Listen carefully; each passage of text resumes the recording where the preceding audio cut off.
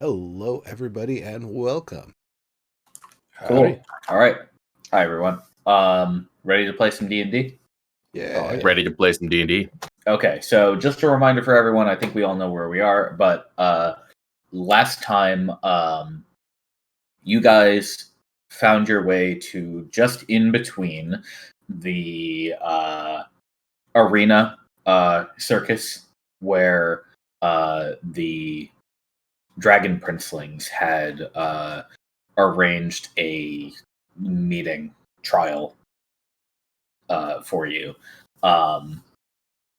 And you're between that, about 50 miles north of Witch-Arsa's Tower, and on your other side, on your southeast side, up a hill in the forest, is the remains of an old keep or castle that Arsa said should be around this area. So, fortunately, her knowledge paid off, and some sort of structure, at least, is still up here after 1,000 years. Now,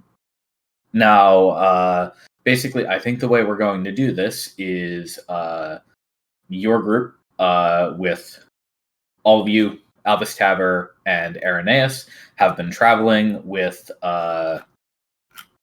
essentially your with Angela, Kuromizawa, Jabberlax, Mr. Sharp, and Lufael. And the party last time decided to send Albus Taver, Jabberlax, and Irenaeus off on Montlaren's spirit horse to stealthily investigate the arena. Everybody else is going to, with less stealth required, go check out this castle up this hill. And you guys have been traveling, I think, for 2 days, so we'd just be waking up on the morning of the third day of travel here. And I think we'll just pick it up just as the stealthy trio is leaving camp. So they'll set off bright and early. They don't need to take too much time to pack up or anything. They're ready to go.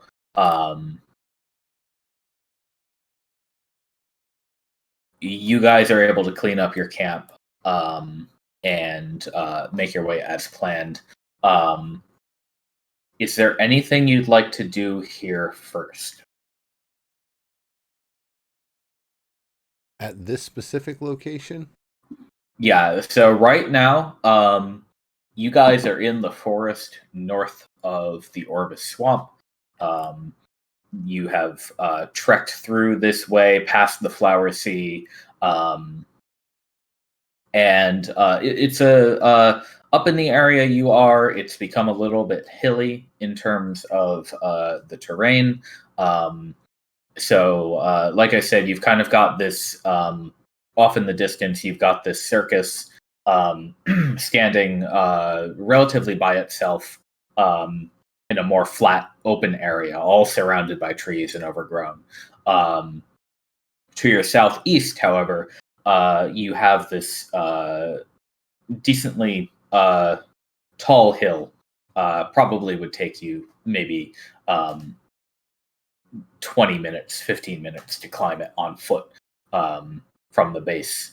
Once you get within that 6-mile mark into that hex.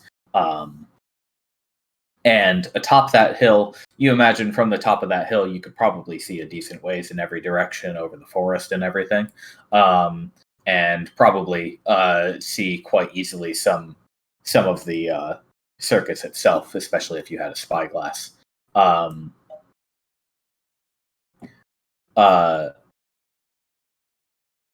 That is the location that you've just discovered, and you discovered that by having Badath fly up, as you usually do, and scout out the area from the sky.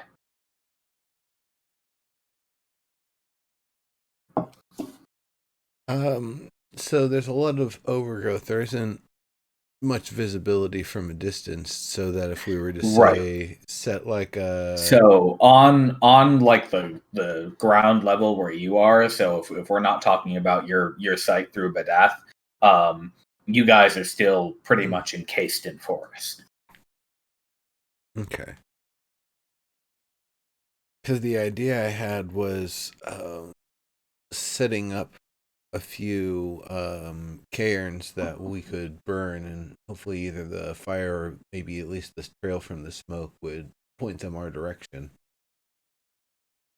Sure. Yeah, that's something that you could absolutely do. Right now, they did tell you that they would wait for you at the arena for 3 days, Right. and you are currently on the morning of the third day.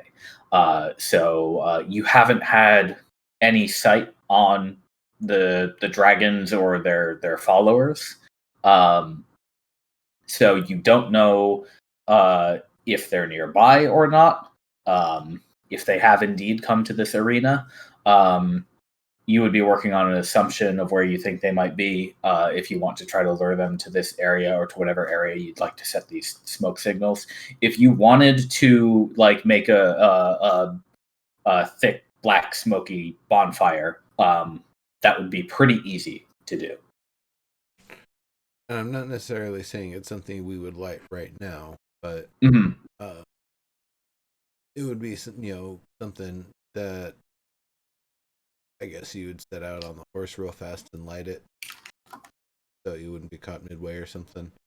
Right. Yeah, that makes sense. The horse is currently occupied, so you do Well, not right, have but access to Mount Lawrence horse. I But can yeah. still make my own horse. Oh yeah, you have that spell. Yep.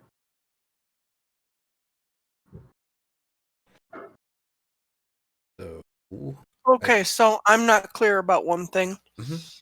and that is why would we basically send up smoke signals and let them know we are here? Oh, it's because if they don't know that we're here and they start marching south, we have less chance to intercept them. So we use the smoke signals to let them know we're here. Right, to draw them to our location rather Like than bait. sending them to the tower. Yeah. Yeah. And exactly with the hill being such a steep climb, the idea would be using a ranged advantage, using mechanical and ranged weapons and whatever Yeah, traps. they did say if you did not appear, they would march on your tower where you have your obelisk. Oh, and also just as a reminder, you have Brigadier Demira and Dex and about 30 to 40 of your commission's fighters doing their best to make their way through the swamp up to Aris's tower and up to where you are located as soon as they possibly can. You've got Sharp on sending if you need it. So Okay.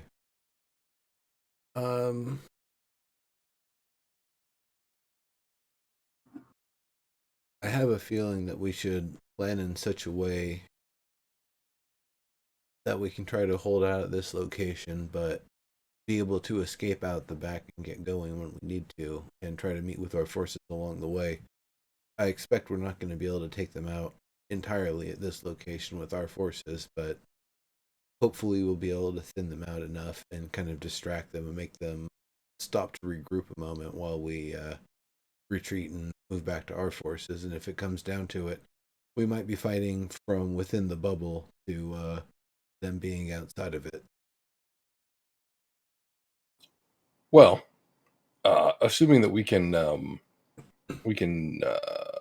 build up that structure in a way that we can tie them down, really all we need to do is pin them in place so that our reinforcements can come in from behind and clean them up, right?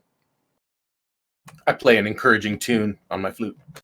That is true. The one thing that I worry about is they're going to try to draw us out into a long battle, knowing that if we don't make it back to the tower in time, we're going to get eaten by the bubble that comes out. I don't know how it affects them or what they do about it. Right. Like I was going to say, do they just ride out the Redshift? Don't know if they're immune to it. Yeah, it seems unlikely to me, but I'm pretty sure they have the same problem we do.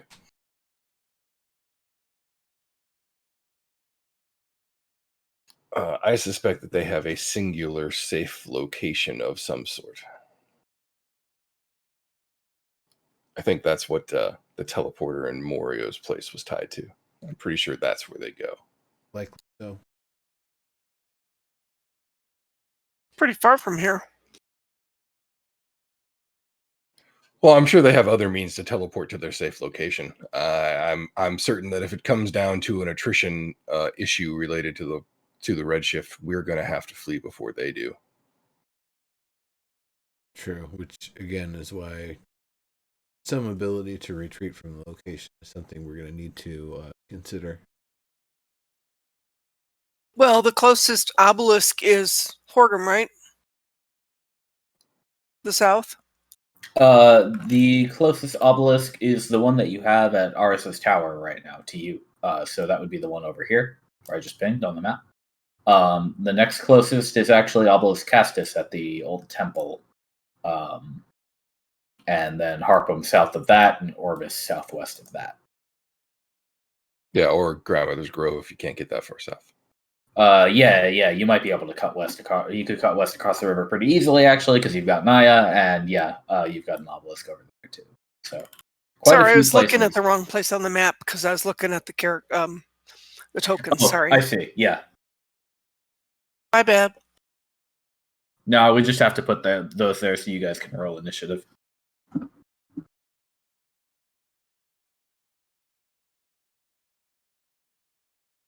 Okay, well, let's get to it. We don't have a lot of time.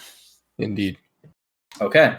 One thing that I would like to ask this half of the party is to describe for me the process that you've used to create and then dismantle the camp that you've had tonight. You don't have to do like overnight watch checks or anything, but I just want to know how you guys have set up down here. You are about 11 people strong, so it's a pretty sizable camp either way, how you do it. What time of year are we coming into spring now? Yeah, spring has just about sprung over Sprung. here. So is it cold enough that we needed a campfire at night?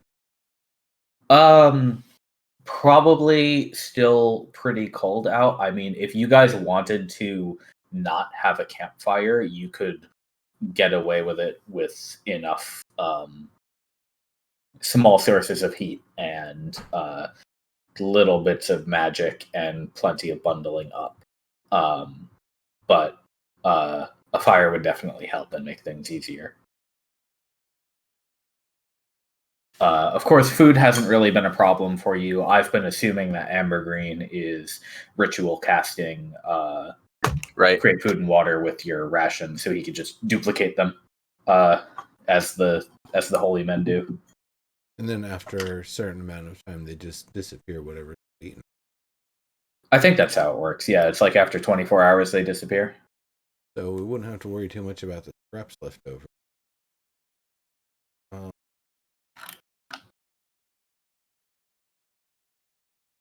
I don't know. Probably.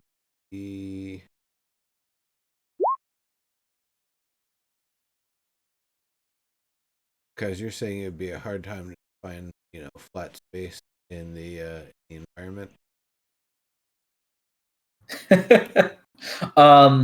Where you currently are, you're actually kind of let me see if I can describe this properly. So imagine a tall hill that kind of has like a one sloping side to the southeast and one sheer side to the northwest, and you guys are at it overlooks a expanse of forest. You guys are currently in that expanse, so while it's pretty overgrown, it wouldn't really be hard for you guys to have found a relatively flat, somewhat clear space that you could kind of make space for a little camp. So knowing that we would actually have a space like that, it would probably just be trying to keep things as tidy as possible. If it's not so cold that we would need to use a tent, and a sleeping bag would be fine. Bedroll. I would imagine we would probably just stick to those and try to do the least to kind of deform the territory there. Okay, yeah. And because the food's being generated by magic, there's no cooking involved, so no flame is That required is true. there. yes, you guys get to enjoy your bland food. No need to go specifically foraging for anything, so we're good on that. So really, it would just be a couple areas that are maybe slightly more matted down than normal, and I think with somebody's got a cantrip that can kind of make the area look like it was not just slept on by a bunch of people. Let's Naya, see. do you have Druidcraft? I don't think so. Let me look. Oh yeah, Naya's comfy. Araneus is comfy as well. Kuromizawa is less comfy, but he's a gold dragonborn, so he can just heat himself up with his breath. Did you just breathe on me? Would you like me to? I can if you're cold. No, it's fine. Thanks.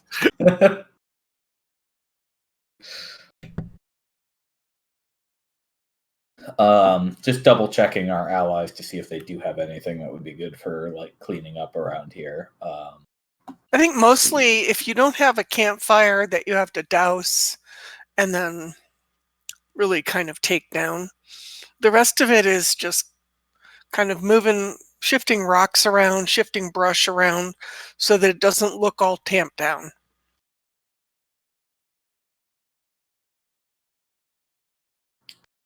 Can you hear me?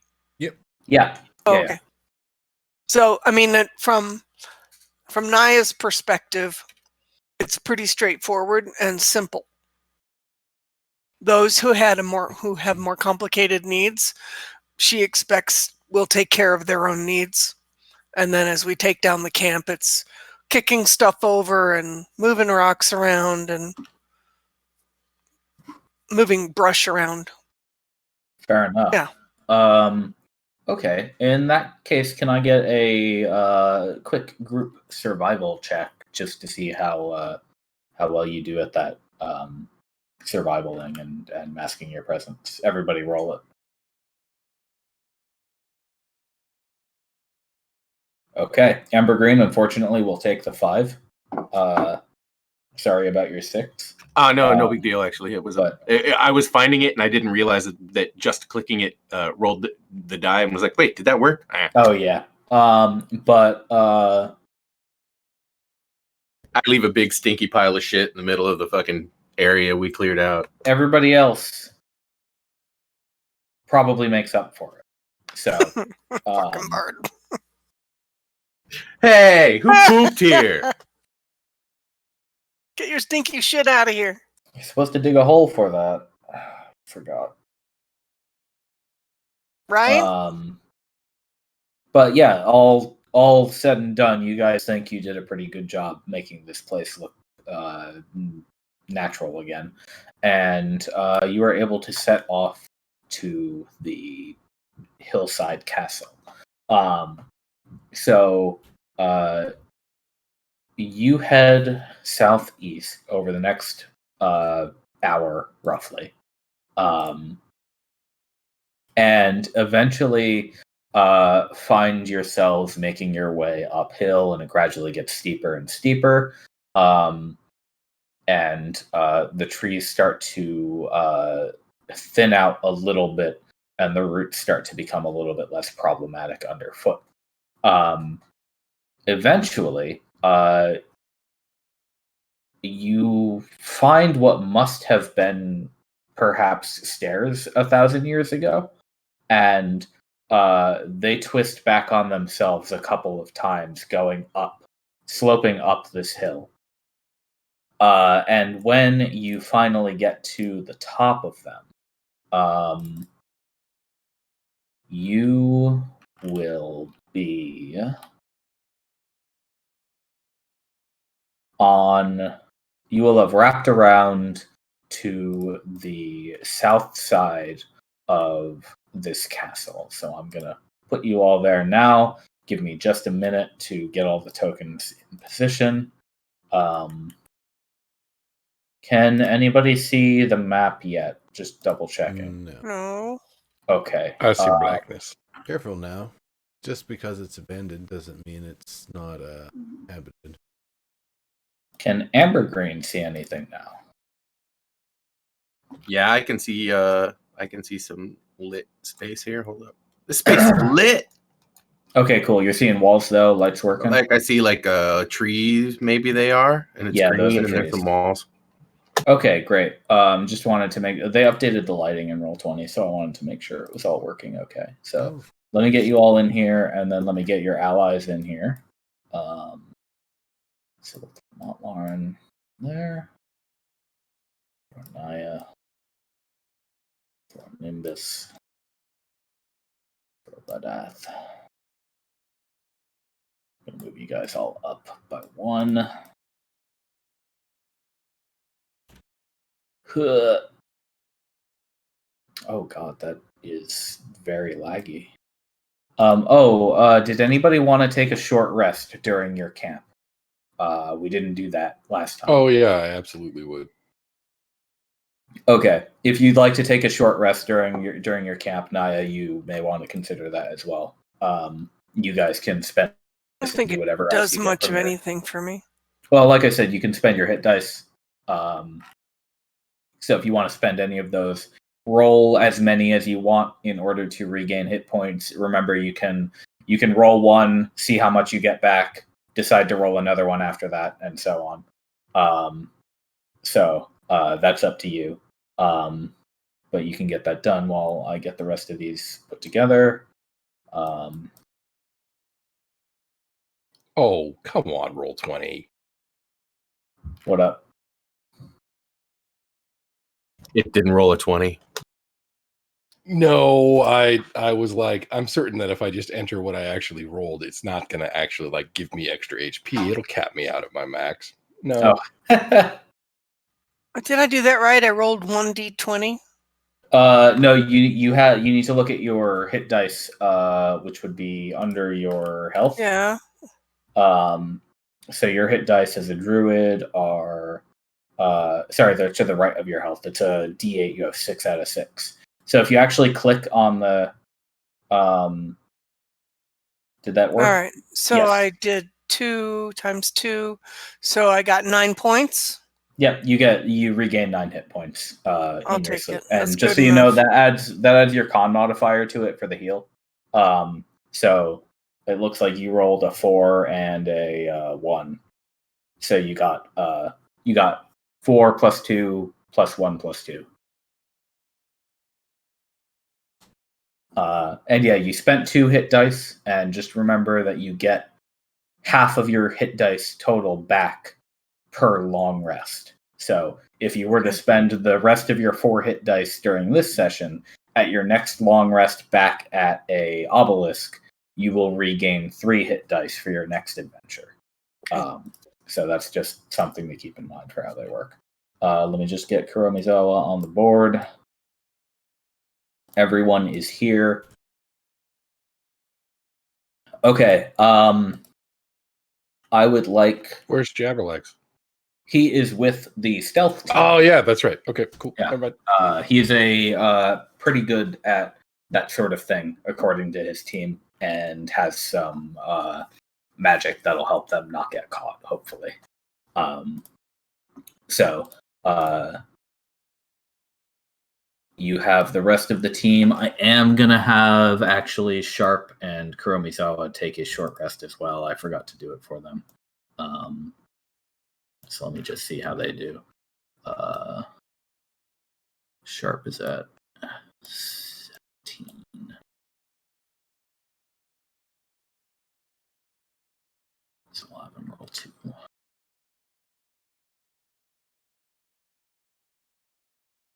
Nice. Well, I can't see a damn thing. Can you see the walls? Nope. Can you see the There grass? it is. Okay. Oh, there you go. Yep. Okay, cool. Okay, it's not going to matter. I can cast my cantrip for fire and light and just not throw it. Oh yeah, for sure. You guys are currently outdoors though, so it's morning, so Okay. no need here. Oh, that actually did work. Sorry, Roll20's giving me some shit today. It's pretty laggy for some reason, so please have patience. It's that new lighting. It might actually be. We'll have Kuromizawa roll 2. This is probably going to be overkill. It was not overkill. Are they rolling those to me? Are you guys not seeing this? Yeah, I don't see them at all. That's I don't see interesting. anything. I don't have it set to roll to GM.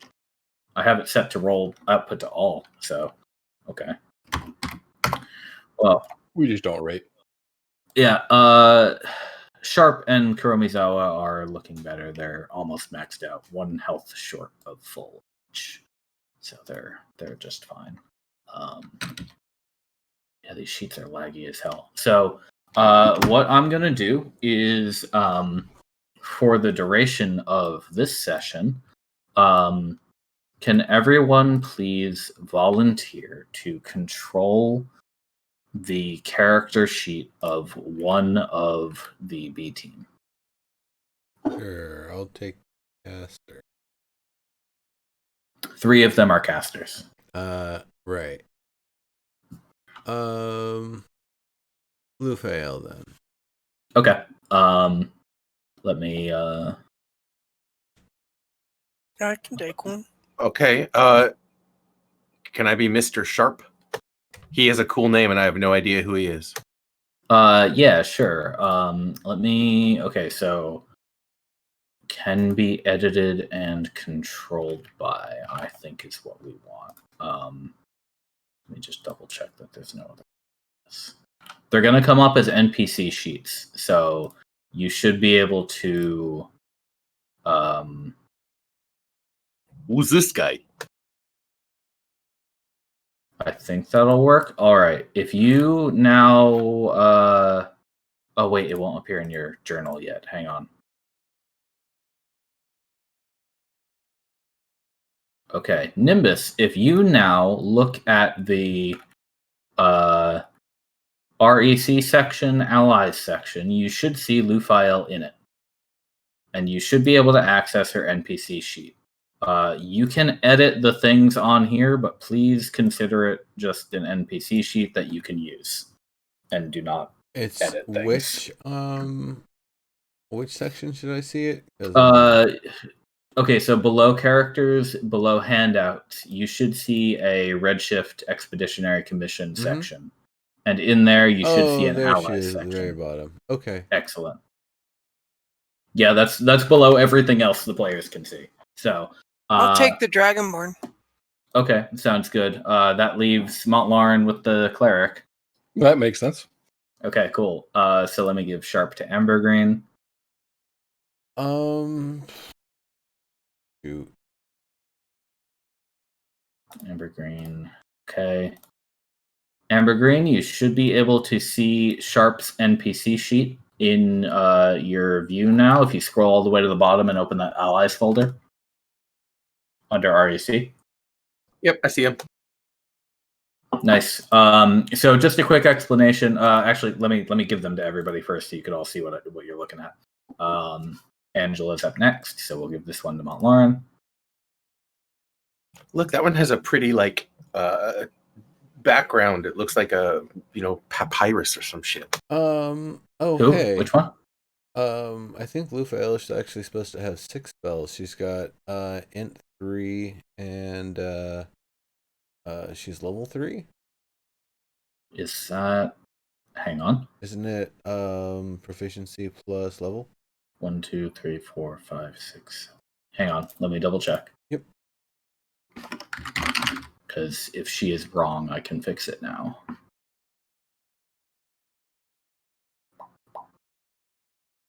Classes wizard. Spellcaster. At first level, you have 6 wizard spells. And then on every level up, you learn 2 spells. Or do you mean her prepared ones? How many prepared? Oh, okay. Choose a number of wizard spells from your spellbook equal to your intelligence modifier plus your wizard level. Her int is +3. Her level is 3. So 1, 2, 3, 4, 5, 6. She has Shatter included, level 2. Cheddar? Yeah, it's on there on the bottom left. Oh, I see. Yeah. Oh. Thank you for checking, though. I think I probably would have talked with her ahead of time to switch things up a little bit. And ask Hey, what's your build? I mean, what you got memorized right now? No. We're from the same place. We can talk about, back from the homeland and stuff. And while doing that, talk about wizard stuff. I would have probably checked in about that and asked her whether she's more confident in chromatic orb or magic missile. And to abandon the other one for featherfall because it might be needed if we've got to, jump off the side of a hill to get the hell out of Dodge. A colorful anecdote about escaping sometime, and that's why I always have Featherfall right here. Taps his forehead. She could drop magic missile for Featherfall. Yeah, Okay. if you were thinking at the start of this that she might need it. Yeah, this is something I would have talked to her about, knowing that Right. if this was something on a high place, we might need something to, cover us if we've got to jump down and tumble. You guys knew you were getting into like structures anyway. Yeah. So there's some potential for that. So I'm just going to use everybody except Kuro as a spellcaster. So I'm just going to use Sharp Sheet as an example here, just so you guys understand how these work. You've got most of the usual stats for a character sheet. These are just the NPC versions. Please do not click the little NPC button in the bottom right. It will change it to a player sheet and potentially fuck everything up. So just leave it as is. You've got their armor class at the top left, under their name, initiative, current hit points. Please change the hit points on the token. Don't change them in the sheet.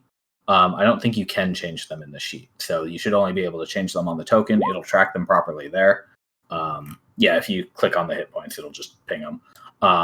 Speed as usual, all the stats, all of their skills with any bonuses and proficiencies in them, and their languages and all that stuff are in there, so you guys can see that for whatever they need. Top right, you have all of their abilities, so class abilities and race abilities and all that stuff. And most of that or all of that should work if Kuro's breath weapon should be in there, and you should be able to just click it and do it as an attack. And you could change the 1 out of 1s to get used when you use them. And then for everybody who has spells, you've got all their spells there. Cantrips are already all prepared. You can use them freely. The spells that are prepared are the ones that these characters can currently use. And just make sure that you're tracking their spell slots if they do use any spells. So you guys can direct these characters to do what you think they should be doing. I will, of course, take over if needed, and if they need to do something in particular, that depends on their decision-making and personalities, but this will keep things more interesting for actually exploring. Okay, and with that, why don't we roll initiative? And let me make sure that the initiative tracker is clean. Thank you for waiting while we got all that set up. Okay, it's clean now. You can do the thing. Make sure you click your token before you roll initiative, including for the friends. Yep. Wow, that frame rate. Oh yeah, I know, right? Roll20 is not doing a great job tonight. Nope. It was Do I click initiative on Naya's page, even though I have Kuro selected? No. If you want to roll Kuro's initiative, click the initiative on his page. Okay, I gotta find it. Yeah. If you haven't found his character sheet in the No, journal, I got that. it It's is- initiative. Oh, okay. It's under the armor class up in the upper left corner of the sheet. Yep. Oh, thank you. Yep. Okay. I just found it myself. Right. The second roll is for Kuro. Cool. Yep, that came out okay. These dice are going into dice jail.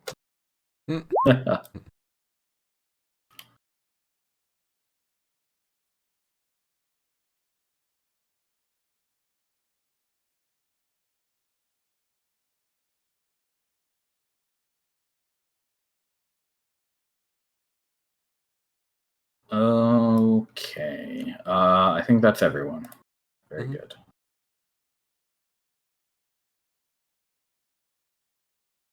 Okay then. So I am going to take over for Luphile first while I give you guys the description of this castle.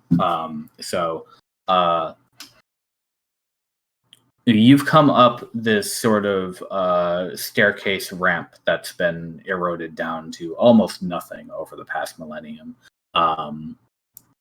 up the side of this hill, and eventually it kind of naturally just wrapped around the south side of this building, and so you've come out at this flat area of land to your northwest, about another 20 feet beyond the expanse of this map would be a pretty steep drop off down the hill, down into the forest. The trees are still fairly thick among things up here. All the brown blobs on the map would be trees. And before you is a squat single-story stone building that has quite a few holes in it.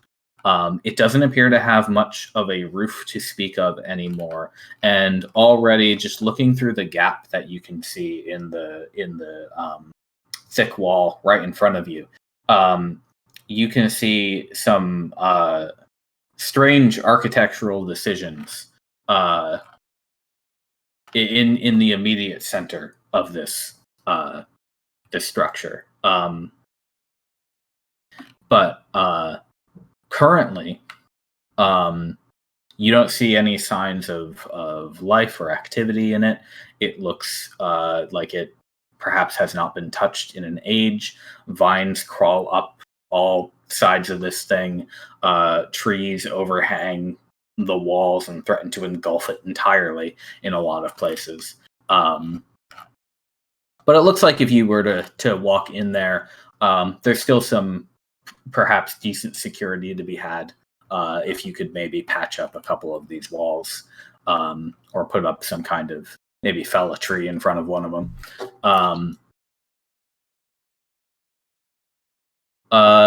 Luphile is up first, and she is pretty much content to let the rest of the party kind of take the lead here. If you think that she should be maybe like prepping any cantrips or spells, that would probably be in character for her. But other than that, she is most likely not going to be the first one to run in there. So I have a question. I just want to make sure. Sure. This opening, this space between the two black on the map, this is a very tidy looking doorway. Is this not a doorway? It's a hole? It is not a doorway. It is a hole in the wall. Yes. Okay, thank you. They're just checking. Sorry. Maybe there was a doorway there once. If there was, you don't see any evidence of it anymore. So. Okay. I would imagine what she would do is maybe take a few steps to the right and throw some dancing lights up in some of the shadowy spaces and just kind of walk back to where she was, or kind of group back up afterward. Okay, so you're having her sorry, so it was like kind of go forward and toss some dancing lights like up in the corners here. Yeah, basically. Okay. Yeah, she can definitely do that, and they have a pretty long range. So basically, what she'll do is she'll conjure up a few lights and essentially send them just over the wall so that they'd illuminate the insides when you guys are able to walk in there, and that should give you enough light to go by if it's shadowy in there. Cool. They'll kind of like hug the inside of the wall and the I just realized you can't really see exactly what I'm looking at, so let me describe it a little bit better for you. There is a thick wall in front of you, and above the wall, so there's about a 5-foot space between your side of the wall and the inside of the wall, and on the inside of the wall, in the left corner and the right corner, and you can sort of see behind it in the far upper right corner, there is a slightly taller building that looks like it must have been like the actual structure of this castle previously. So keep or tower, yeah, you'd call it like a small keep with like a So like square rather than round, basically. Yep. Cool. Thanks, man. Yep.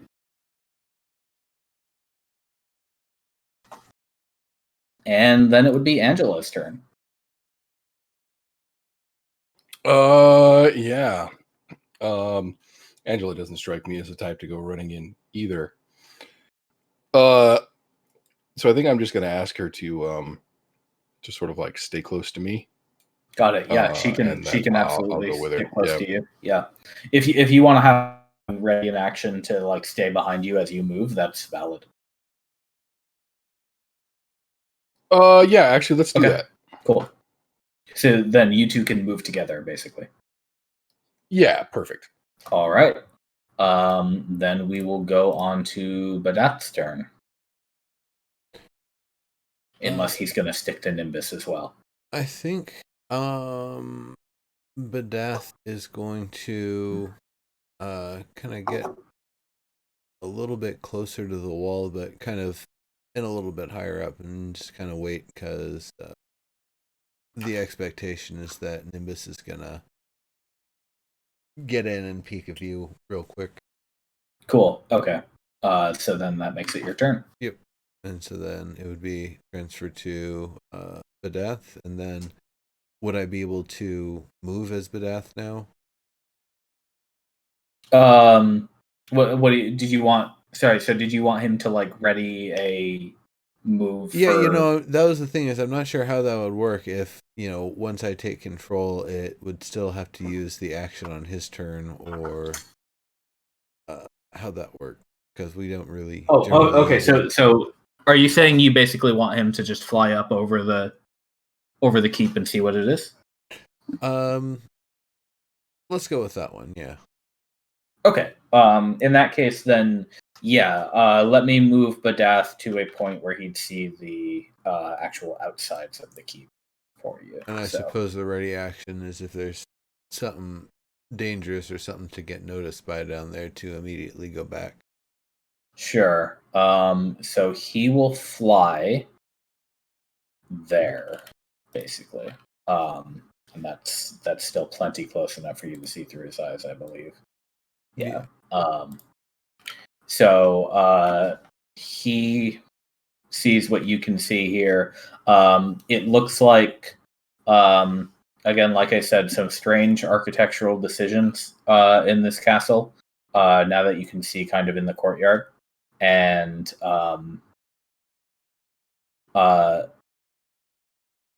not much else. You see a couple other spots where things have collapsed over the ages, and you can sort of see that beneath this. So essentially, what you're getting is the outer walls are walkable on top, and they also extend partly into the courtyard, where they would have a bridge over parts of the courtyard. The bridge, you notice, would also have doubled as a covered walkway, because you can see under where the bridge connects to these two sides of the keep, there are doorways leading into a shadowy building that seems to be, for the most part, intact, crumbling stone, but probably safe to walk into. And Badath is high up, so he cannot see into them just yet. Okay, I would convey all that to the party at, I guess, my next opportunity. I don't think I'd do that in the same turn. You could do that on Nimbus's turn. Yeah. Oh, I'd be able to break contact and tell the party? I think so. Okay. Yeah. Talking is free, more or less. So Talking's free, but I would be talking from Badath's perspective. Unless I'm able to break and then talk. don't you technically let me bring this can't you spell technically up. like while your eyes and ears are in him, you can still talk as Nimbus? Let me see. I don't. Sorry to get into the meta here, folks. No, it's okay. It doesn't really make a big difference. I honestly want to know. Yeah. Okay. So You can communicate with it telepathically As an action. You see through eyes and ears until the start of your next turn. you're So- deaf and blind, Mhm. but it doesn't say you can't talk through your own mouth. So you wouldn't be able to hear yourself talking except through some like weird echo from the From from wearing headphones. from the God damn it! Like the jokes are so bad. Consider, right? Because you wouldn't be able to hear yourself speak, so you'd sound like anyone else who couldn't actually hear themselves speak, but thought they knew how to speak. Well, I mean, I have interacted with these people many times. you'd probably speak fine, but like I said, it'd be kind of like wearing headphones. You'd have no idea how loud you were being. Yeah. Mhm. Right, you'd either be shouting, right, like when you come up to your kid and you say something and yeah, dad, totally, right, or you sound like somebody who didn't exactly know what their mouth was doing. Yeah, if you can't hear yourself, then you can't interrupt yourself from saying and ah and like. Right. Right. Just kind of look off into the distance and go, you guys! Yeah, his eyes glaze and then he just starts mumbling. Well, I guess I would communicate it as best I can. Courtyard, bridge, yeah. No, you get the point across. I think that's totally fine. So then we can go on to Montmarin's turn. And then with that, I didn't see any critters too, right? Did not look like it, aside from the occasional bird or squirrel that.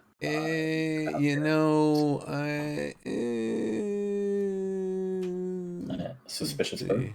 I guess he couldn't do a perception check because he waited on the action to move.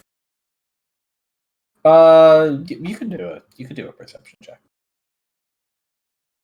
That would just be a wisdom throw, I think. For Badath. Do you have advantage on sight? Yes, I was about to put that. Yeah.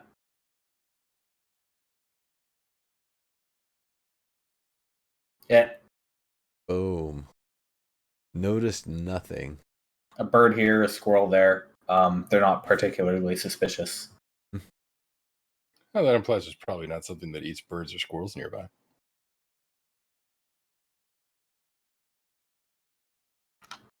All right. Alrighty. I mean, honestly, all of that sounds pretty. Yeah, promising. no house cats. I want to go check that out. Okay.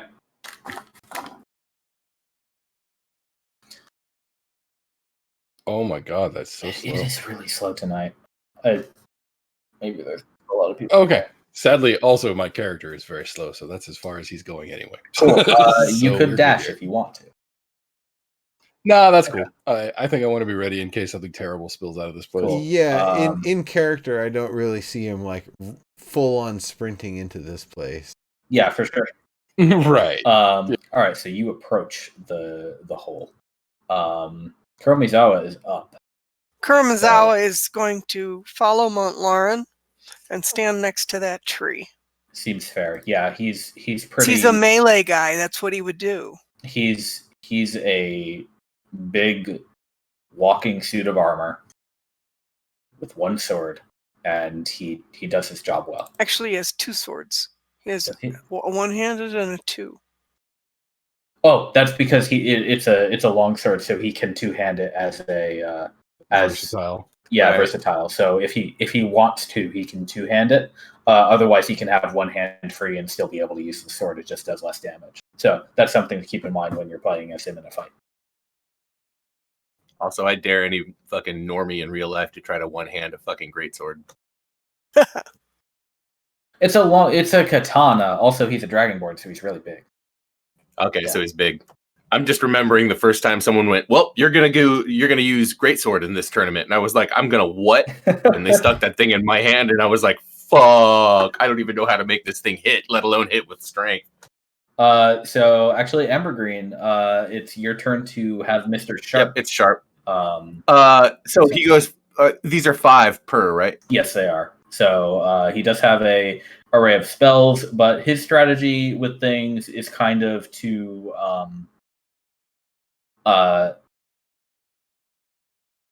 he likes to get a vantage point and then either kind of like convey information to the team or get behind something and pepper enemies with as many little annoyances as he can. Acid arrows and such, right? Yeah. How tall are the walls? They are 15 feet tall. They're Good also enough. He moved his 30. They're also crumbling stone. Did he move? What's that? That's 25 from where he was. He can move one more. Not that it matters too much. No, I was keeping him kind of in a place where he could duck behind the tree if he Also had to. fair. But he also has jump, and I was thinking maybe jump to the top of the wall. But he can't do that this turn, but maybe next turn. Yeah, that could be a thing that he does. And I was also going to say that for your guys' benefit, these walls you think would be pretty climbable. You probably would not have to make an athletics check to do it. They're covered in vines and all crumbly and stuff, so you could probably clamber up them. It would just be a regular old difficult terrain climb. So basically take your full movement to get up to the top. Even Dragonborn? Sure, yeah. Okay. I mean, you guys are big, but you're not that much bigger than humans. Okay. Naya, it's your turn. Dragonborn turn. Yeah. I think I will move up and stand next to Angela. Okay. There's nothing yet from her to do, so just get closer. Yeah. And then in that case, Ambergreen can also take his turn.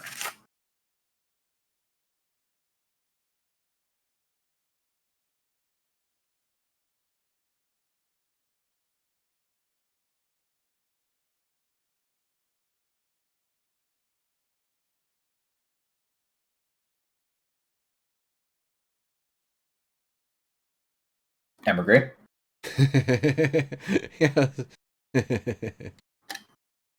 He might have gone AFK a second. Oh crap! All right, I'll just move him a little bit then, and we'll move on. There we go. I think he'd probably do something like that. So now it's Lulu's turn again. Now with everybody moving forward, I think she should probably move with a little more confidence. Stay with the pack.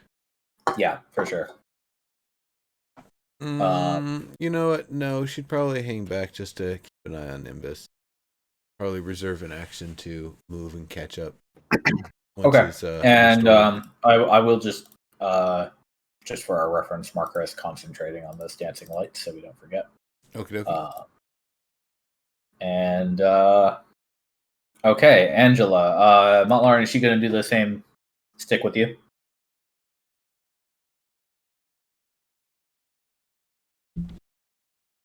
Do we lose Montlarin as well?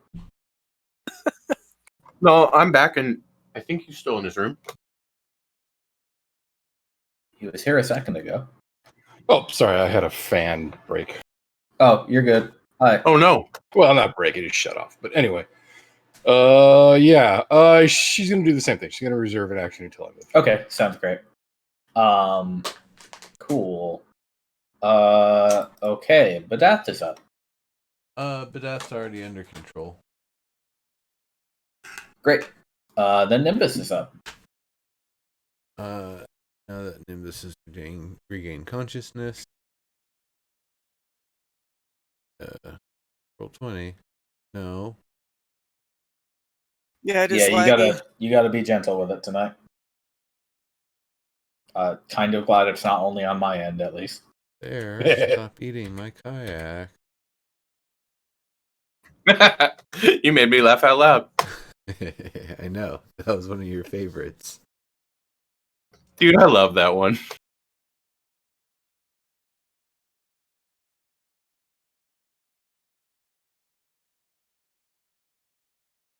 I guess I'll reserve like a frost blast or whatever. Frostbite.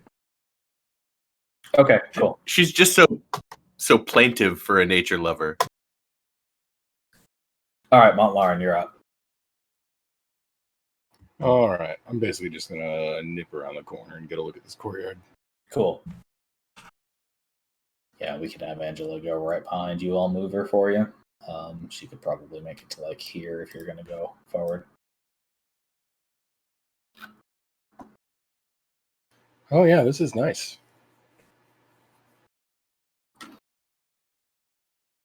Yeah, that's good. This, I'll sort of like Sato Vachi yell back. Yeah, I think we can work with this.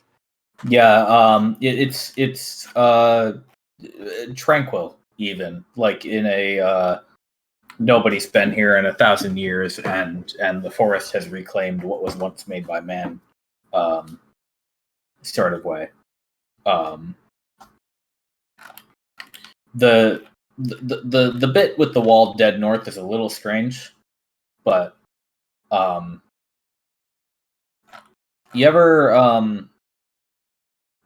like been in GIMP or Photoshop and used the smear tool? Yeah, I get what you're saying. Totally. So just kind of imagine that on the world, just in Yikes. that little spot right there. Yeah, like it got skewed. Uh, and Kuromizawa is up. He's gonna go up 5 diagonally. Cool.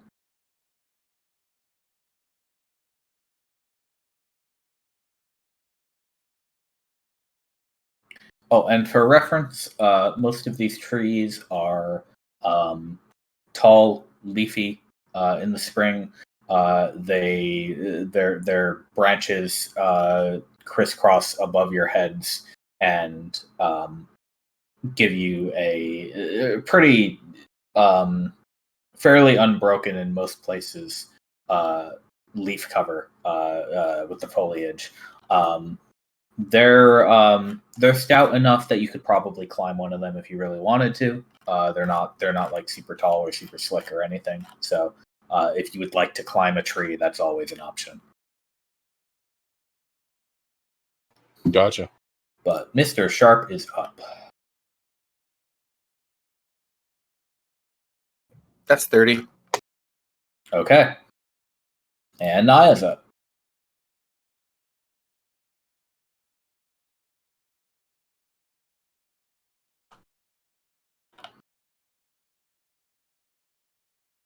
Okay, she moved 30. For all 20 would update. That'd be great. Yeah, Early. that'd be awesome. I'm like, she's thinking. There she goes. Okay.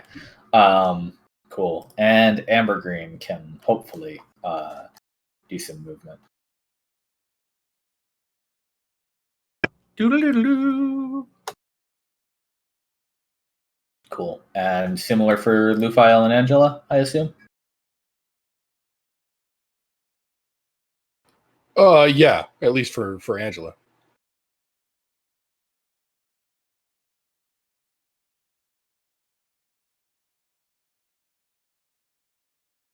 Nimbus. You might be muted or like hardware muted. Oh, there we go. Badath is. Oh wait, no. Lufael's up. Yeah.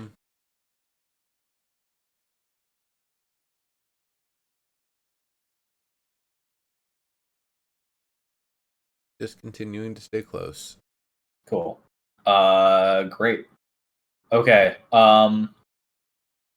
So, Montlarin, you're in the front.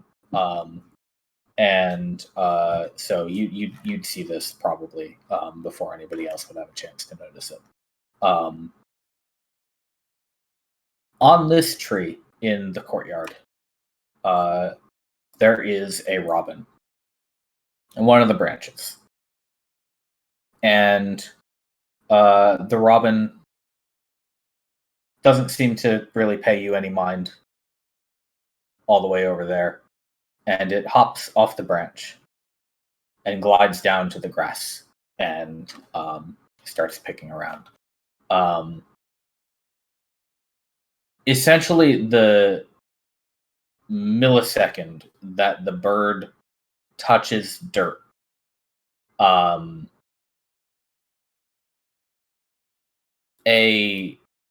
there is a sound like a rusty drawbridge being cranked at extremely high speed, and some gray thing crashes out from between the trees and pile drives this bird into pulp. Oh god.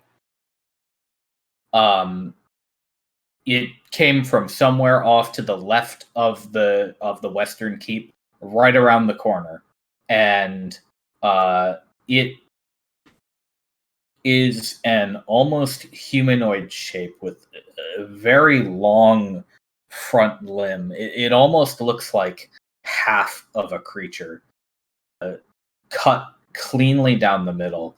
It has one long, lanky right arm ending in a hoof, a long body with like a twisted spine, and one right leg that kind of pushes it along with a speed that really shouldn't be possible for a creature of this unwieldy level of design.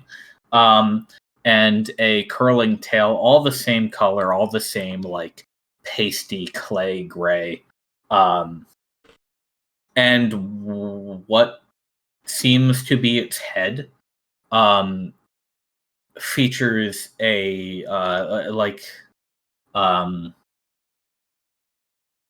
as though it had a head, but then it had been like cut by an orange slicer and then peeled away in fragments. Ew.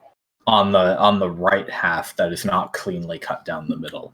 And it makes a like howling, chittering noise that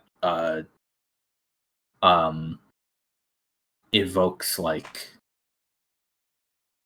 hooves on cobblestone and thunder. If only I could capture this noise. I can make this sound. Like if I could make an instrument that made this sound. Yeah, if only you could like invent like a some kind of like a box or a board that you could place sounds into. Right? Anyway, A sound keeper. it's too bad that's impossible. Magic with magic. A sound keeper. Maybe with magic.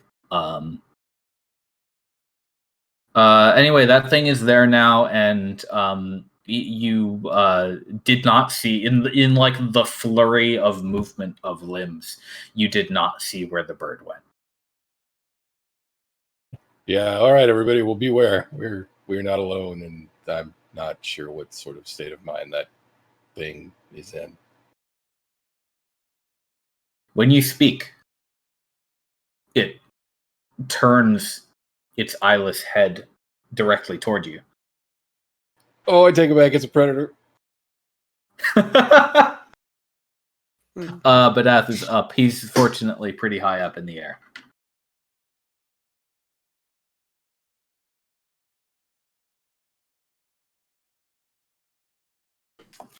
The real question is where's the other half?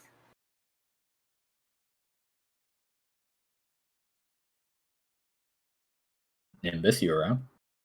And that's the death. Yeah, Excellent. GTFO. Mhm. All right. Then it is the wizard proper's turn.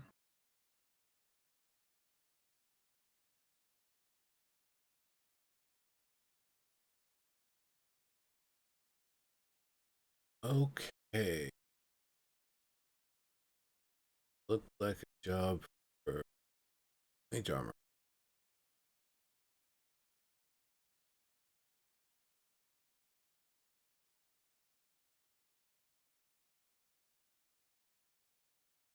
And that's action. That's it. I'm good. I guess I don't even Sorry, draw I was daggers muted. these days. Yeah, let's move on. Montlarin, you're up. So good choice, Nimbus, and Montlarin can do whatever he wants to do to engage this new threat. All right. Before I move, I'll tell Angela to stay here. Best not to follow me out. And then I'm gonna step forward and Yeah, she's like, got it. Don't worry, I'll get behind something.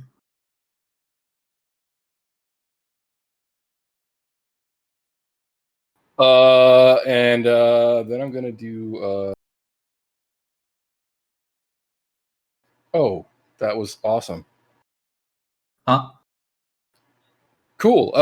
Roll 20 just completely crashed. Oh, nice. I'm gonna Okay. reload the page now. I wanna ask you if you can see the map properly once you get back in. So Roll 20 rolled Okay. a 1. It really did. Like I literally went to go click to cast a blade board and all of my windows just closed. friendly reminder that in the next campaign and in the one-off adventure I'm currently writing, they'll be on fantasy grounds instead. And after Redshift is done, we'll never come back here. Yeah, that's actually kind of nice. All right, well, give me a second to get my character sheet back up. But I was just going to pop Blade Ward, and that would be my turn. Okay, we can move things along then with Kuromizawa. Perfect. So Naya, he would have certainly seen this as well, and obviously you all have heard this loud roar. So it's up to you how you think he should deal with that. For perspective, Kuromizawa is totally the kind of guy who would, like I said, he's used to acting the role of a tank. I was gonna say he just comes across as a tanky guy. Yeah. So yeah, I'm just gonna move him up next to Montlarin. Cool. Also, Montlarin, can you see into the hallways to your left and right? Yeah. I want to make sure. I can actually, not very far, but yeah. Okay, that's exactly what you should be seeing. Essentially, you are you're just under that crumbling bridge, just a little bit. Perfect. Okay, great. What would Sharp like to do? All right. You said these are 15-foot walls, and Yes. he thinks they could be pretty easily clambered. Yeah, you would have to, if you can move 30 feet, you'd pretty much have to spend your whole movement to get on top of one. So I was thinking he'd go one over and then one up, I mean. Oh, yeah. I see what you mean. Like that? Okay. He can totally do that. Is there a roll, or can he just do that? No, they are, these walls are rough enough that you don't really need a roll to get up them. They're not giving you any trouble. Yeah, he clambers up there so he can get a better view. Yeah, he, Sharp spends a lot of time, like, putting on the airs of a dude who doesn't really get his hands dirty. But as soon as he, like, intercepts a threat within his line of sight, he's just like, okay. And before you realize what's happened, he's up the wall. Yep, that sounded right to me. And Naya.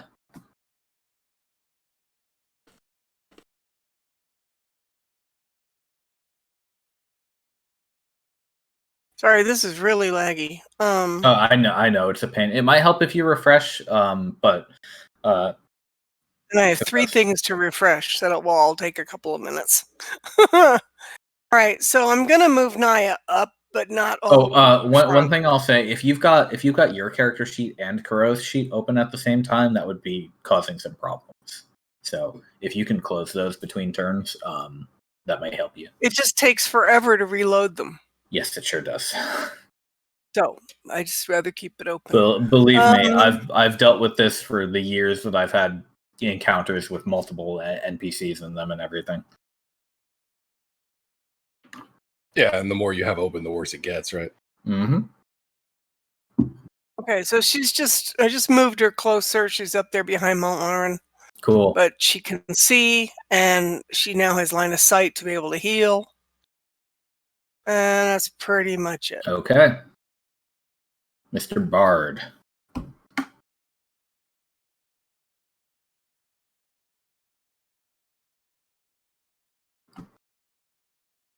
I think that makes 30.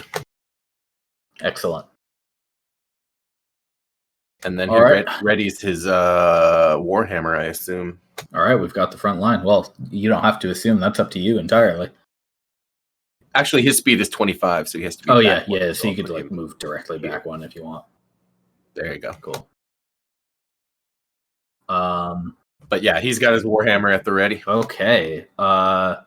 Lufael is here.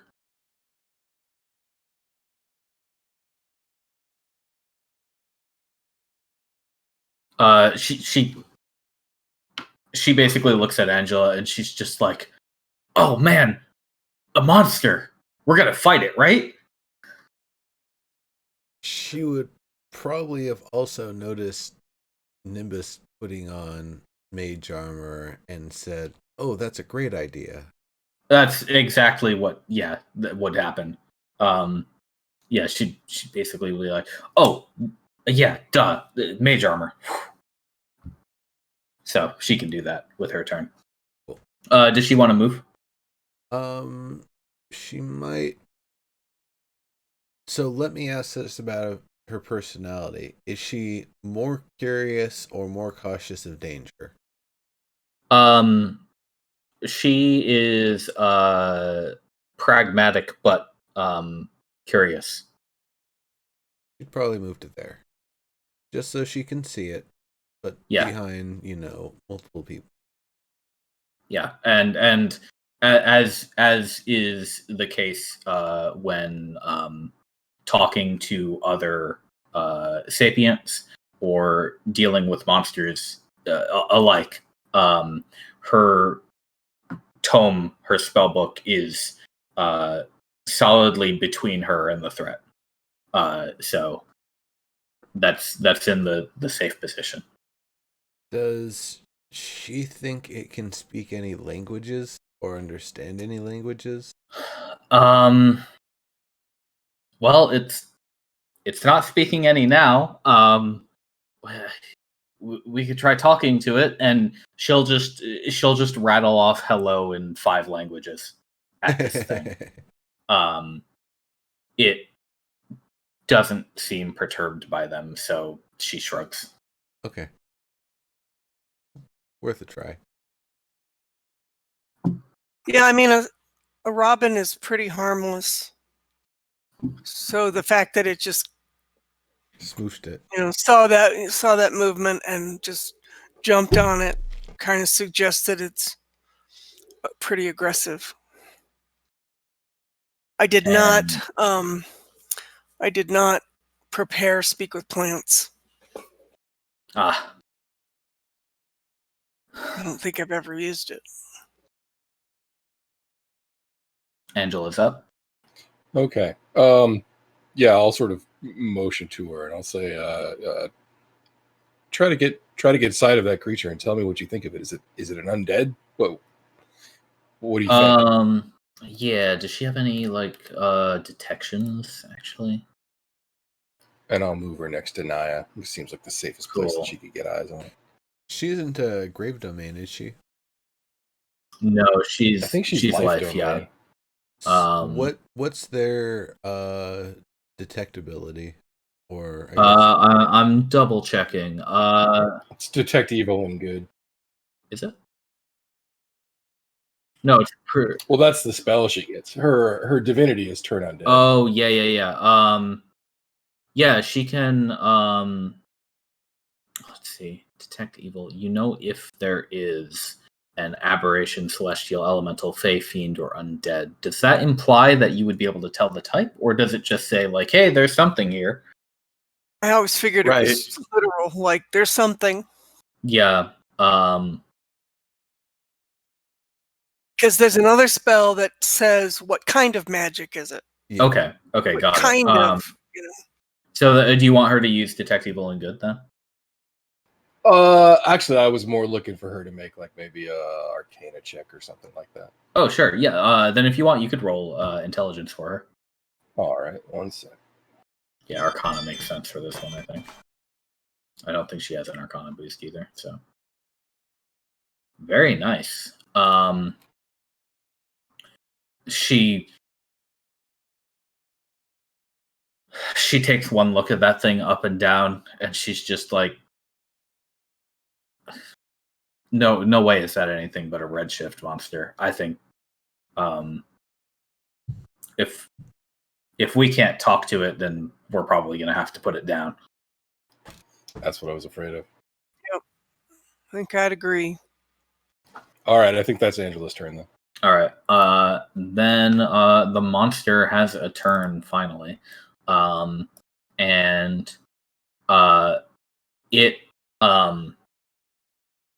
its little face flanges flap while it roars, and its one long arm lifts up and then slams the ground, and from the dirt,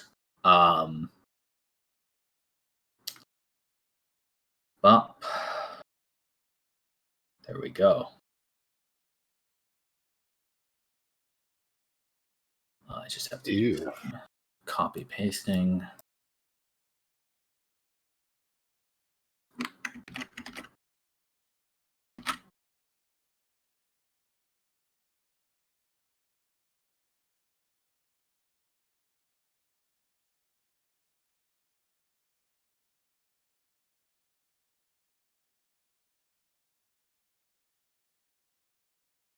Several tiny creatures that look like writhing, twisting maggots burst out of the dirt, and they're all going to get an initiative roll. So give me just a second. As though summoned. Because it's roll 20, instead I'll give you a minute or two. It's okay. This one will be pretty quick. He says, Hey, I've already got the character sheet open. It was fast. all right. Yeah. All right, we're just going to have to redo the initiative and then skip ahead a little bit.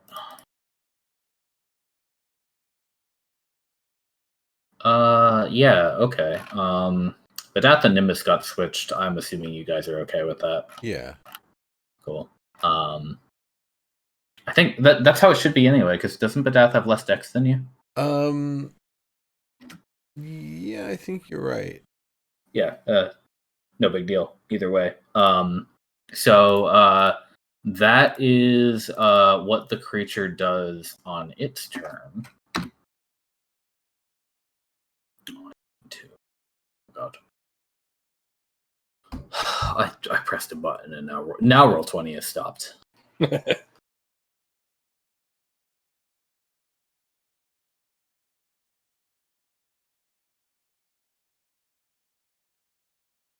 Okay. Yes, perfect. Great. Yeah, okay, Nimbus, now you're on. Okay. I'm going to drop a shatter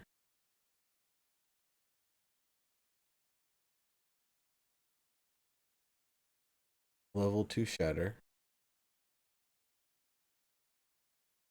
Right.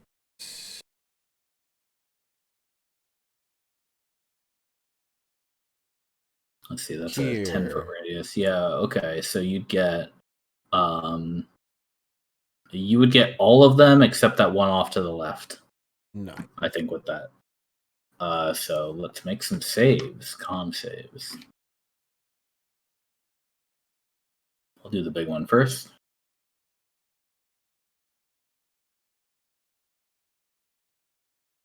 I think it doesn't have anything particularly special. All right, so the big one takes full damage. That'll be a 9. Now, updating these tokens is going to take some time. Roll20 doesn't like it when we update the tokens.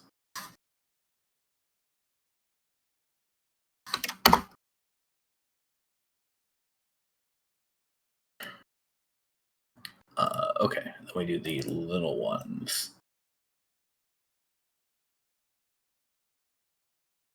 So top to bottom we'll go. Failure, success, failure, success, and failure. Okay, so the big one took some damage. The first little maggot creature, you're able to drop this shatter in the center of them and kill 3 of them outright. They just you send the shockwave into the ground where they are currently like peeling themselves out from, and it just ripples through their bodies and they're rattled and just fall. And then the other 2 are still pretty beat up from that. They're going to take the 4 damage. Yep.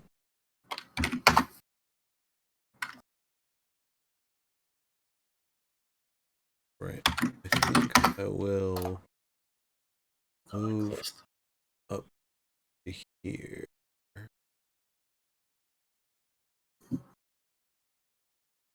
That way, if he decides he doesn't like me and comes straight for me, at least it's not away from where the frontliners are.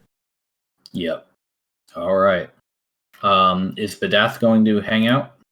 Yeah, I think Badath's gonna probably sit this one out. Probably fly up and watch from on high, be on the ready for a dragon's breath. But I don't expect it's going to be needed in this battle. All right, Montlarin, you're up. Okay. I look to Kuromazawa and I say, yeah, I guess I'll meet you up there. And I point up the field. Yes, sir, you will. One, at least I assume that's what Ambergreen's going to have to do. Actually, 5 spaces. You could hit the close one.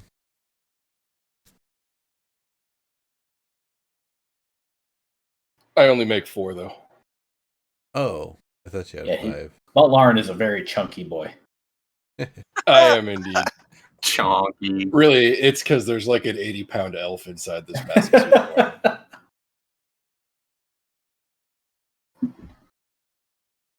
I'm gonna do the blade ward thing again. Okay, cool. So yeah, that'll is that disadvantage or resistance? Okay, nice. It's yeah.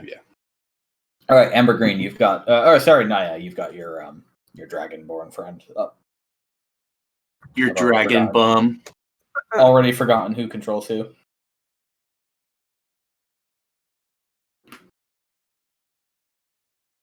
Kuromazawa. I'm not sure that I really understand all these different things that he can do, but he's going to move up. So he's a fighter. So any of his bonuses are built in. Because he's a fighter, once per short rest, he can take an action surge, which basically means he gets 2 full actions. So he can do like a whole action as an attack again. He can also second one is pretty self-explanatory. Let's see, fighting spirit, he has a bonus action that gives him advantage on his weapon attack rolls for the current turn. So that's more or less all of it. He's a Dragonborn, so he's got a breath weapon, fire breath, and other than that, he's just got his longsword, and he can attack twice. Okay, and his is fire. I wondered about that. Yeah, he has fire breath as a gold Dragonborn. Okay. All right. Well, I think we'll just have him team up with Montclair. Okay, sure, yeah. And Sharp is now on the wall, so he has ample space to move. Word. 5, 10, 15, 20, 25, 30 puts him there. And from there, he can acid arrow the big one. Yes, indeed, he can. So go ahead and roll that cast, I guess. At level 3, because I'm a Cool. dick. Okay. Keep in mind he was going to save at least 1 third level spell slot for sending. Woo! So Look at that. but very nice. Yeah, he's How more about than happy to do an attack. In the meantime, Just he runs around the corner and dashes like the dashing gnome that he is. He's a gnome, right? he's a human. Dashes around. Oh, is he a human? He just speaks gnomish? Yeah. Okay. Well, he's dashing anyway. His, fuck, what are they called? His overseer is a gnome. So, Gotcha. That's why he knows gnomish. Okay. Yeah, well, he sprints along the top of the wall. He sees the big monster. He knows he already knew it was there. Now it comes into sight, and he goes, "Wah, chow!" with his acid arrow. Okay, excellent. Yeah, he points his pen. A 25 will definitely hit. And let's see, so it's just acid damage and then another 2d4 at the end of its next turn. Okay, got it.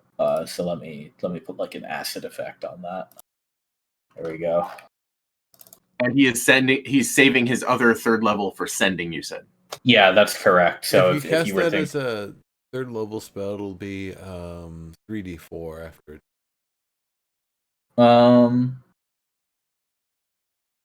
You are correct. Yep. Okay, so yeah, we'll roll 3d4 at the end of this thing's next turn. That's but in the meantime, it level will take. scale up. I don't think he would actually do that, honestly.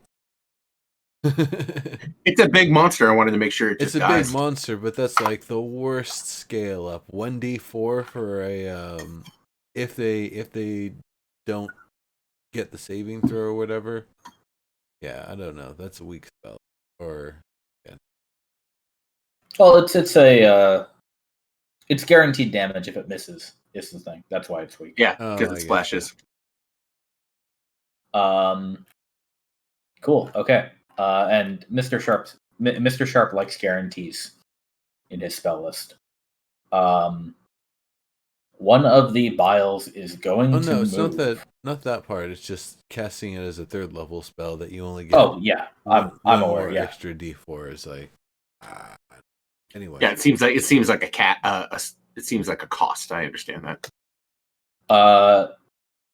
The biles directly in front of you, Montlarin, is going to burrow through the dirt. And that's never good. Then it will. It only moves a short distance. However, you can see it like moving along under the grass, and it will burst out. And you see this giant maggot essentially twisting out like a drill out of the soft dirt and attempting to attach itself to some point on your body, which it will do. That's gross. That is gross. That's nasty. Yeah. Does Sharp have any actual weapons, or is he just a caster? He might have a knife in his boot. Gotcha. I'm just looking at the character Yeah, sheet. I'm like, he doesn't have any weapons. Yeah, full disclosure, their inventories are not fully filled out beyond the necessities. So, yeah, he doesn't actually have any like regular weapons on hand. Just currently. checking. Yeah. Planning my strategy. He's a wizard, so he'd get like daggers and maybe a crossbow. Daggers or a staff, yeah, or something. Do wizards even get crossbows? They do in my world. I'm generally far less restricted Nimbus? with gear. Wizards get light crossbows. Okay, got it.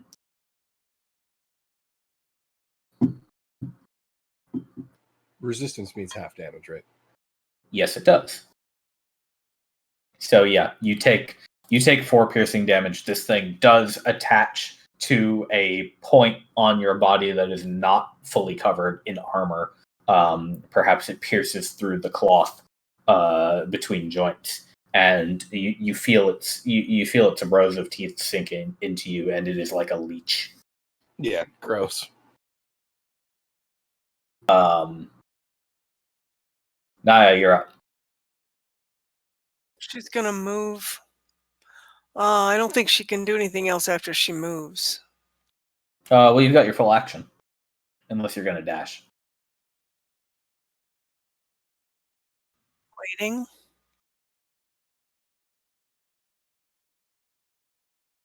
You can hit one of them. Okay. Yep, for sure. All right. So I don't have to worry about line of sight or issues with hitting Mount Lauren. Not for hitting allies. No. You've Okay. got line of sight on everything here. All right. Then I'm gonna toss a produce flame at that bile thing right in front of us. So that one is Cool. currently attached to Mont Lauren. Yeah, maybe So- not a good idea to light that one on fire. That one might become. However, as it says in the description, if you want, you can use your action to grab it and detach it, or like hit it with a stick or something. Gross. Yeah, like instead of an attack, you can pull it off. Grapple it, right? Grab it with both hands and rip it away. All right. Naya will swallow her own bile and do that. What do I have Nasty. to roll for that? Yes, You it's don't. You gross. just have to blow your action on it. All right, I'm blowing my action so you, on that. You can Pull that sucker grab up. it off of his arm as Now you are as holding a as little Mont Lauren maggot is like baby. flailing with it, and yeah, you are currently holding it. What would you like to do with it?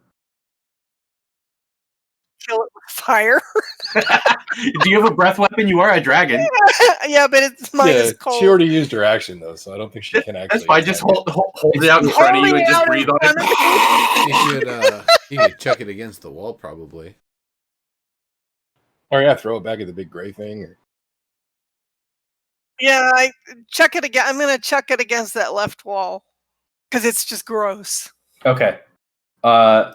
You chuck it, and there is a splat. However, it Yay for does splat. It does not seem to kill it. However, and it does start to burrow back into the dirt. Fine, at least it's not on Yeah. us for a minute. Yeah, thank All right, you. I'm gonna AFK for a minute. Okay, sure. It'll take us a while to So get back just around. Continue. Evergreen. Indeed.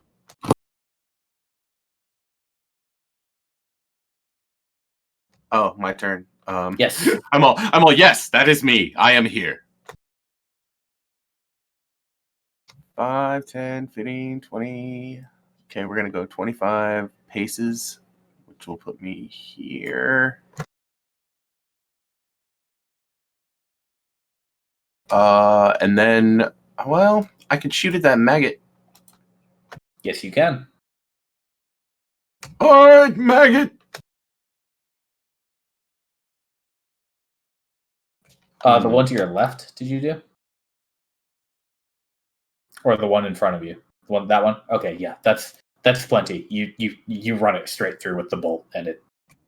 Poink. Yeah, so like she threw it, it hit the wall, it bounced off and was like, "Ah!" And I was like, Evergreen "Boink!" just like snipes it as it lands. Yeah, Like easy, yeah, exactly, like 1988 action film. very easy. Totally. All right, any bonus actions? Yeah, I'll probably say something witty. Excellent. Okay. I don't know what it is though. Okay, great. Stick around. So next up is the biles to the left. Yeah. So this one is going to do a similar thing and burrow and then attempt to latch onto Kuromisawa. Can I protect? This is a melee weapon attack, so yeah, it's a protectable, I think. All right. It rolled a 1 already, so Yeah. bit of a waste. But yeah, you just punt it away with your shield, and it lands back on the ground. And it does have a little bit of movement left, so it will actually, after you punt it with the shield, it will burrow back into the ground, and you lose sight of it.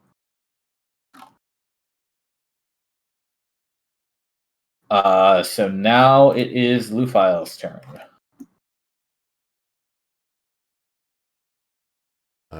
Right. Menu, please work. Thank you. Here. 1, 2, 3. Oh, still kind of keep her distance. Things are kind of gross. She saw what was going on there. Fire a firebolt at the other small one. Whoops! I double clicked that. All right, we'll use the first one. Which misses. Yeah, an 8 will unfortunately miss these little guys.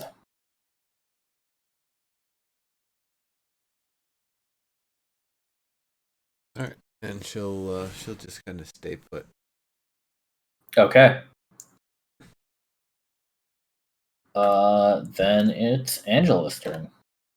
All right. Well, she sees everybody attacking, and she thinks that maybe she can hit one of those guys from here. So she's gonna Sacred Flame that maggot. She definitely can. It's very easy to do. Okay. Gotta do the dex save. Yep. Failed. Alright, she blasts it. Immolated. Excellent. She'll giggle a little. Yeah. Okay, it is the monster's turn. So it takes that acid damage at the end of its turn, I believe, from Shark. Yeah, I think so. Yeah. Okay. So just remind me at the end. Roll Amber Green. You'll roll 3d4 for this. But in the meantime, it is going to. Oh yeah. It's gonna just like move up to the 4 of you, and Move outside oh, and let the no. man go through. would you like to contribute something? I said, move outside and let the man go through. Let the man go through. That was my bardic inspiration. I meant would Montlarn like to contribute something with his own no. No, I just know, it's I can see where this is leading to, but it's pretty grim. Okay, great. Nice. Well done, sir. I'm glad then that you won't be surprised. It rears back on its one leg, and all of you through Lufiel are assaulted by a just your mind goes static at this thing's roar. And yeah, you need to make a con save, and thanks to Montlarn's aura, you get everybody in there gets a +2. I think I soaked it because Kuromizawa is between me and the monster. Okay, so Naya, that turns into a 19 for you. Montlarn, that turns into a 19 for you. Nimbus, you don't have to save. That's Lufayo. Oh, that's Lufayo. Okay. That turns into a 17 for her. Then we just need Kuro. Man, I hate to be honest about that, but Lufail's not in my range. You're right. Thank you. So Lufile will fail. Naya, we just need a con save from Kuro. Oh, he's fine. Nice. Okay, so everybody The tank. except Lufile takes No 8 damage. psychic damage, half damage. Well, let me read that. So It it's says right. below saving throw success near the top. It says half damage, no stun. Okay. So 8, you said? yeah, half of 17, as we all know, is exactly 8. Right. Oh no, I can't click on anything. Oh no. Are you clicking the pointer on the Oh top god left? damn it! I'm on fucking ruler mode. Yes. Okay, did that work? Yes, it did. Yep. Okay, and you feel the psychic blast go through you and or over and then through you. And But Naya, we don't get stunned. you don't get stunned. Lufile, however, takes 17 psychic damage and is stunned. So she cannot, I believe, she cannot speak, and she cannot take actions until the start of this monster's next turn. She is basically stumbling around, holding her head, just like, ugh. Does this monster not look wrecked at all?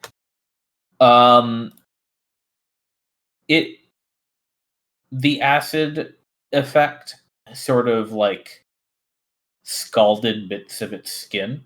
So whatever that did seemed to work. But otherwise it's not like halfway in the dirt, at least. Gotcha. Okay, and then so how do I roll the additional acid? Just do a R space. It was 3d4, correct? Yeah. Cool. Is acid the same as poison in D&D? No, they're actually different damage types. Okay. Poison is used more for like internals and actual like Constitution saving throw poison. I'm just asking because Naya has a cantrip that's poison, that Yeah. is not acid. Yeah. Acid is actually like acidic rather than. That did not work. How do I type it again? It's /R and then a space and then 3D. Oh, got it. It's also /roll, but /R works. And yeah. Oh wow. All right. Sheesh. So nice 3. What are the odds? Well, we could calculate that. Nope, not -33. I mean, I'll take that. Nah. Hang on, I gotta give him back 30 health. Alright, there we go. And Oh, you can pull that acid thing off Yep. too, right? Yeah. and okay, perfect. And that will be the end of the monster's turn. Nimbus, you notice pretty easily that Lufile looks like she was fucked up quite a bit by that scream that this monster just did. Remember to take -8 away from the HP on each of the ones that you are controlling. Oh yeah. Yep, I'm good. Yeah. Angela and Sharp are totally fine. They were not in the area. Okay. Well, whatever that was didn't look very fun. Amber Green has an idea. Excellent.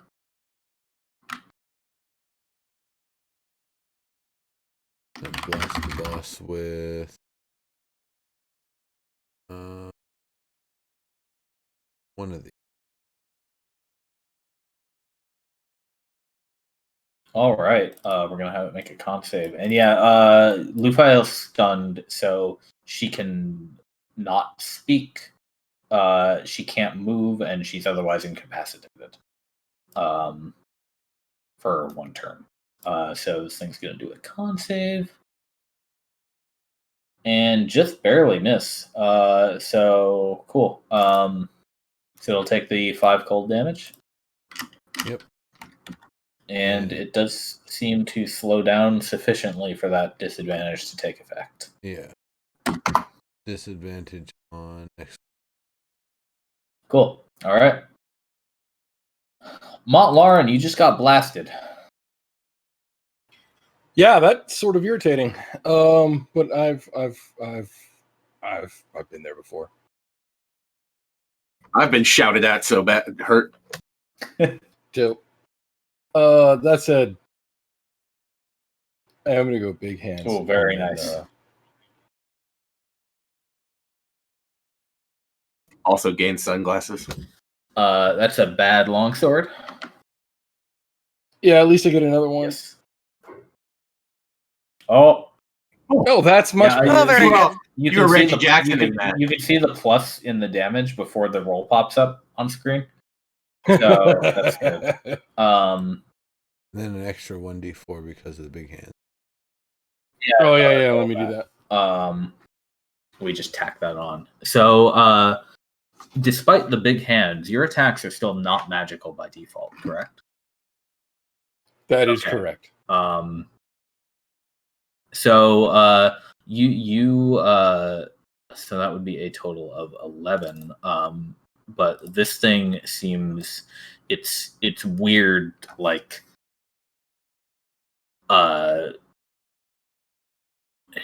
Like the blade won't bite. it's like wrinkly Play-Doh. Ew. Seems to allow it kind of just like lets the blade just kind of glide over it. And it is not as effective as you would have hoped.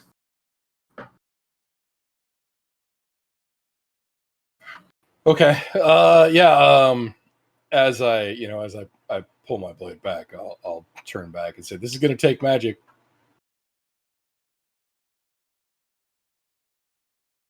This will take to- magic. To Kuromizawa, I'll say, "It's like my blade couldn't find purchase." He just says, "Well, I've got a sword, I've got fire, and usually they do the job together. So I'm just gonna keep doing what I know how to do." Godspeed. Yeah, Naya, he's up, so he can do Right. whatever you think is appropriate.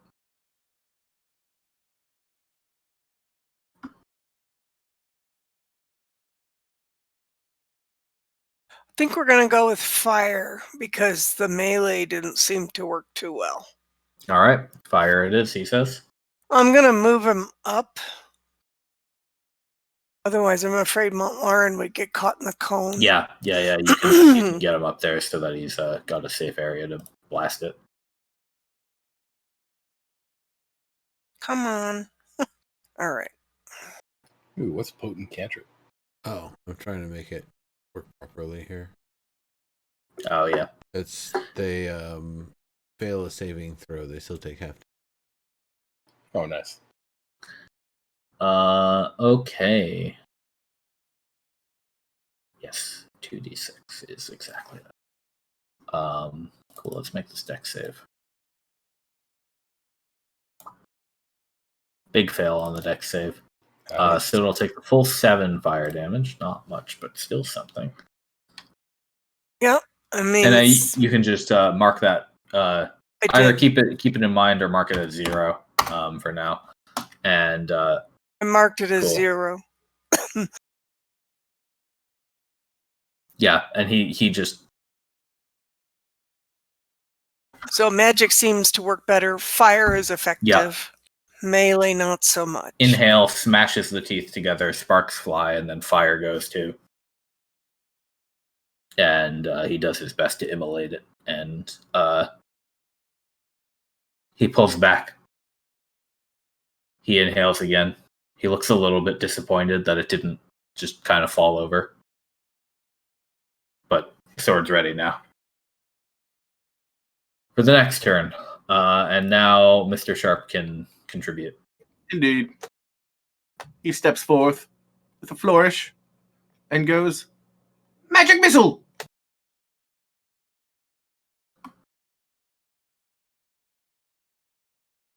Oh, shit. Tafizzle. It's an expensive spell for one. Oh, he is Tafizzle. He's rolling disappointed. hot.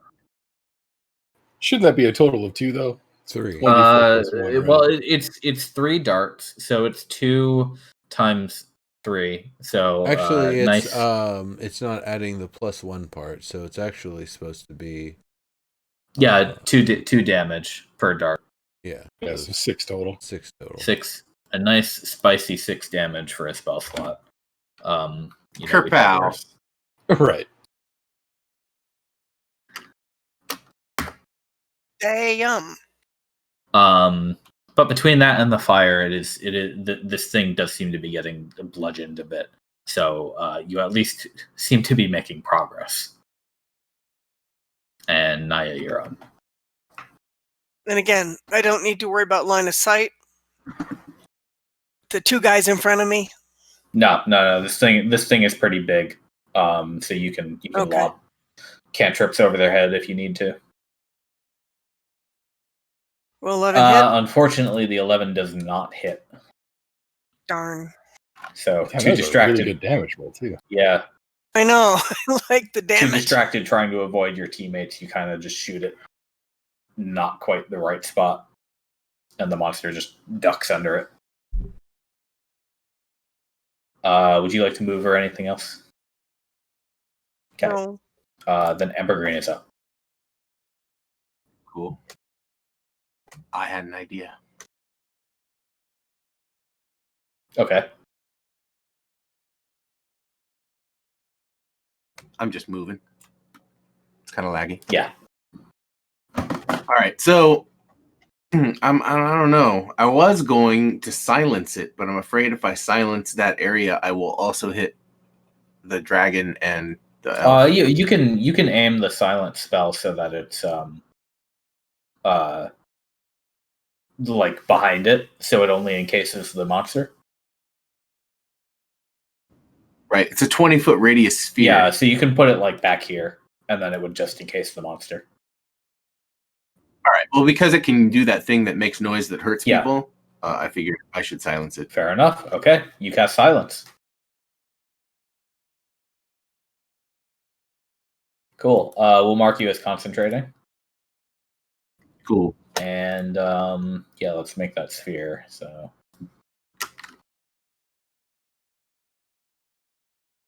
20-foot radius is pretty big. It should be I think like this.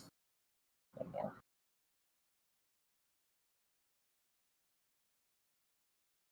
Like so, I think.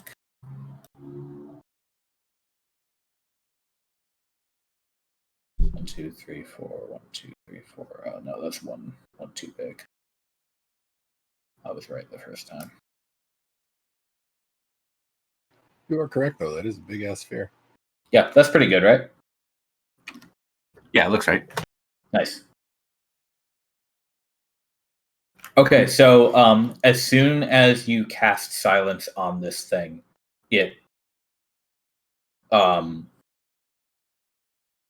whatever it was doing, it like stops reeling back its arm for an attack, and it puts it down, and it starts like probing the air with its little face flanges, and like turning and twisting in every direction, up and down. It can't tell we're here because it can't hear or sense us anymore. Oh, neat. Tremor sense. It ain't got no eyes. No blind sight. Cool, and that's going to be Ambergreen's turn. Yep. Okay. Well done, sir. Yeah, that's a good thing to find out.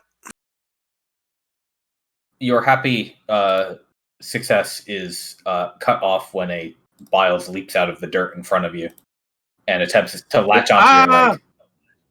Yikes. So... Oh, shit, you that's a 10 guys. to hit, so it doesn't. You just kind of step out of the way. Goes over there. Oh no, maggots.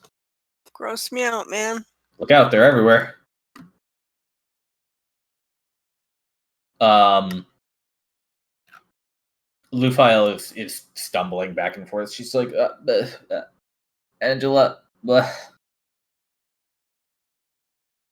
Angela's turn. Actually, can she do anything about that? Well, her stun ends next turn anyway, doesn't it? It ends at the end of the monster's turn, so yeah, after the next thing. But I mean, she did take a fuck ton of damage, so. Oh yeah, she did. I forgot about that. Yeah, in that case, Angela's fucking on it, man. What should I do here? I think we're gonna do this one because she gets the bonus when she does it.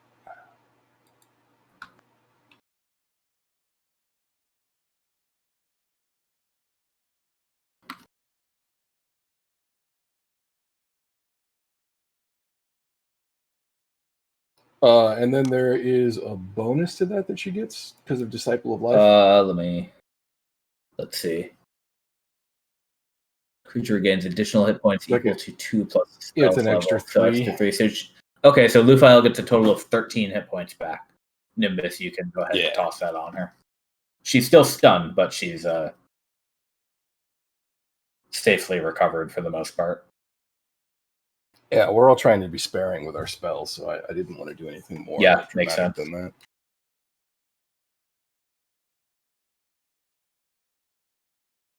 That's going to be the extent of her turn, though. She's not getting any closer than that. Yeah. She'll take the elf and like catch her and stop her from stumbling and like set her down on the ground, just seat her for a second. While she does exactly. Here, I'll fix her health. So she's at 16 now.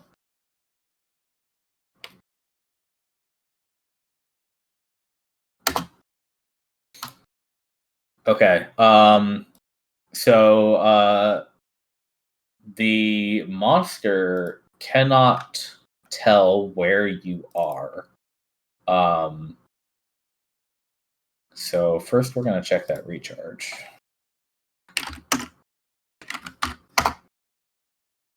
Okay. And then it's going to make its 3 attacks. However, instead of just the first one from that frostbite, all 3 of them are going to have disadvantage because it is swinging wildly in every direction. It doesn't seem to be able to tell where any of you are, even though it was just standing right in front of you a moment ago. So I'm going to apply disadvantage. So we're going to do, I think it's going to go Kuro, then Montlaurent, then back to Kuro in that order. So we'll see how these 3 go. Okay.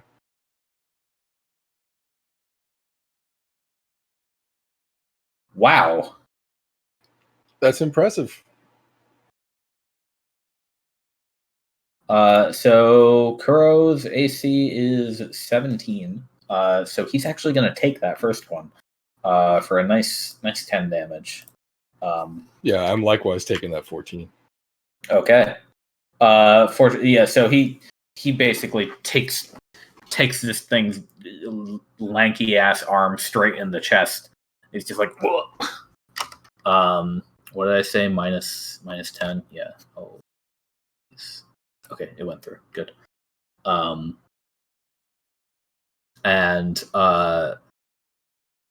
Yeah, that's about all it's gonna do. It doesn't seem clever enough to try to escape this silence zone. It seems more confused than anything. And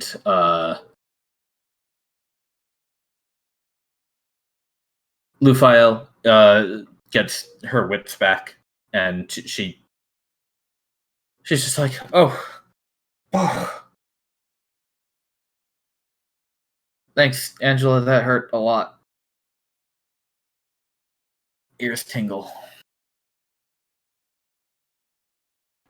Well, as long as you're all right now.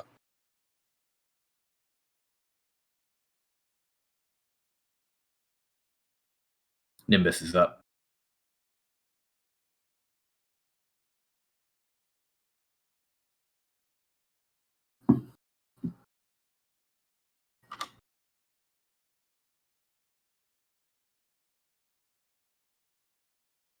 whenever he's ready, if he's still here. Yep. Oh, sorry about that. Cool. All right. We're just going to move up a little bit. I'm gonna check on Lulu for a sec and hit another frostbite for as successful as that first one was. Excellent. All right, con save. Shut up, phone. It's Damn. totally fine, but you have that potent thing, so it still takes half, right? Yes. Nice. All right, so it'll take 4 and no additional effect.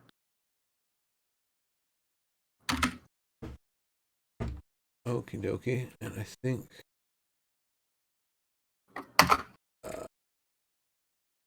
spreading out a little. Not a bad idea. Yeah. But is Alrighty. going to be staying put, kind of making slow circles and spot there. Sounds good. All right, then we'll move over to Montlaren's turn. All right.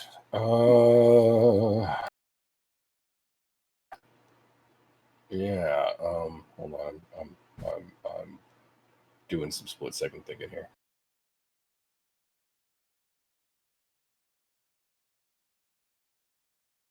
All right. I'm gonna magic Sweet. weapon. Then I'm gonna attack. That is a concentration. Hopefully we can keep it. Then I'm gonna attack it. Yeah, an 11 will not do it. Let's. Oh, that's not gonna do it. Oh, meow. Yeah, then I'm gonna die of shame. As it's the Montlaren special. Today, Satan. Indeed. What do you say to the god of death? Maybe today. Yep. Please no. I'm not ready. All right, Kuro's up. He just sees you whiff and he laughs. It's not like malicious, but Yeah, I get it. Just not my day, man. Yeah, I'll turn to him and say, actually, it usually goes like this. It's fine. All right. Well, I kind of am like feeling like rolling the dice. I don't know which of these things to use. Sure. So if you want a recommendation, he can, for example, two-hand his longsword, make 2 attacks with that, and then use an action surge to do that again for another 2 attacks. Oh, that sounds good. Although, And then he'd just be able to recharge that action surge after a short rest if you want him to be able to do that. yeah, I'm guessing that he also 3 times per long rest, so per this adventure, can use his bonus action before it starts to give him advantage on all of his attack rolls for the duration.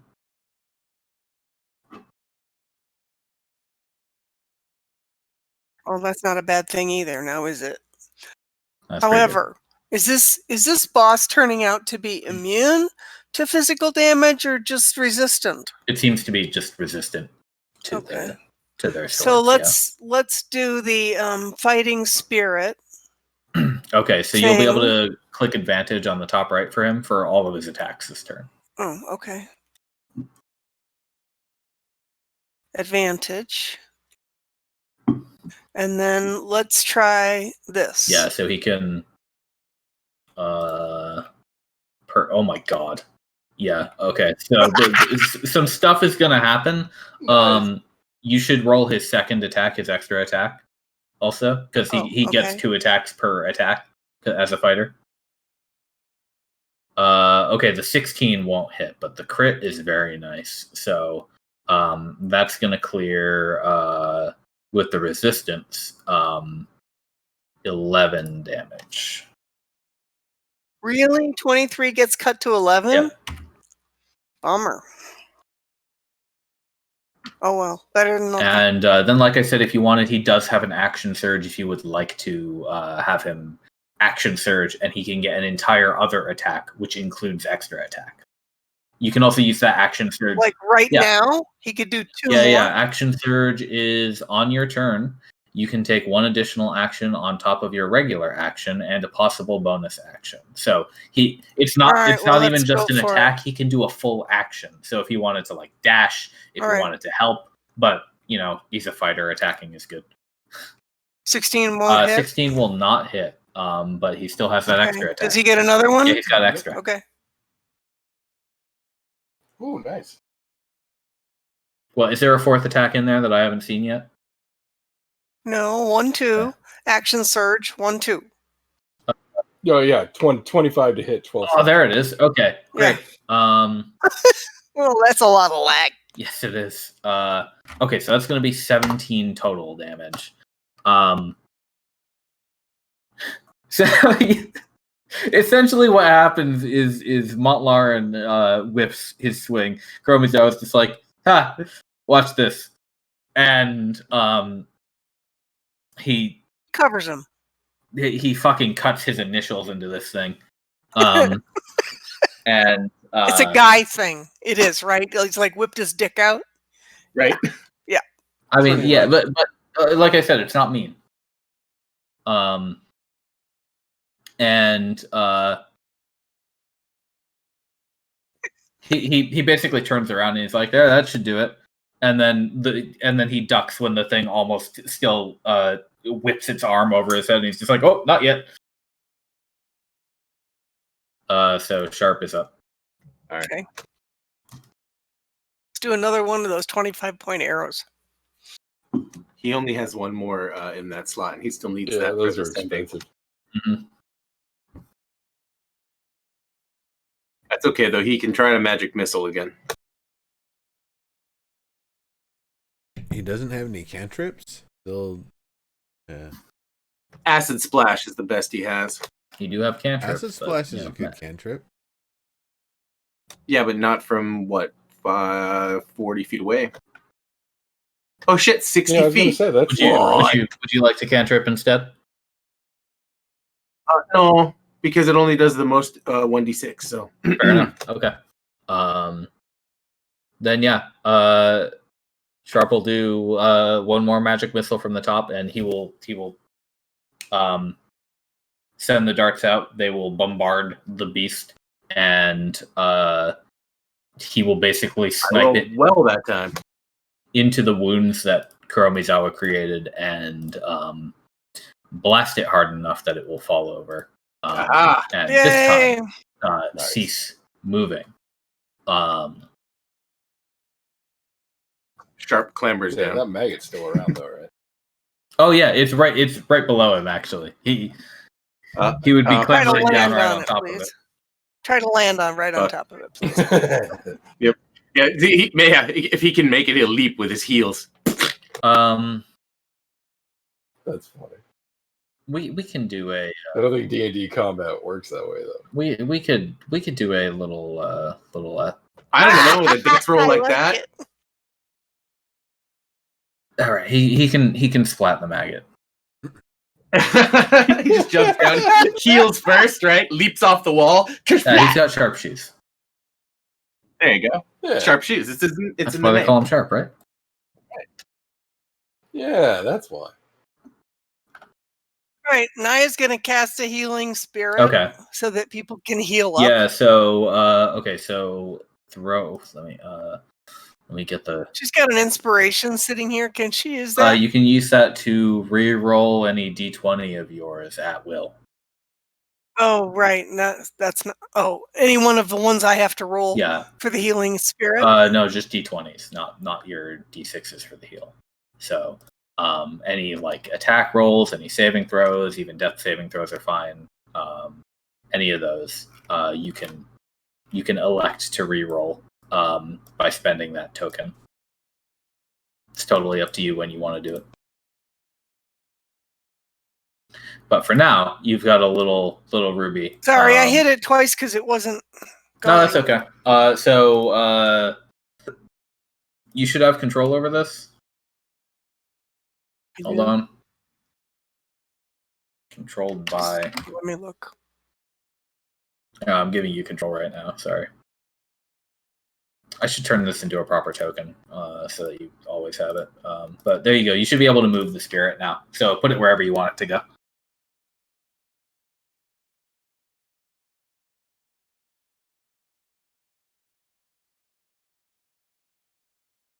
Okay, so people can wander through it and get a little bit of a healing buff. How many?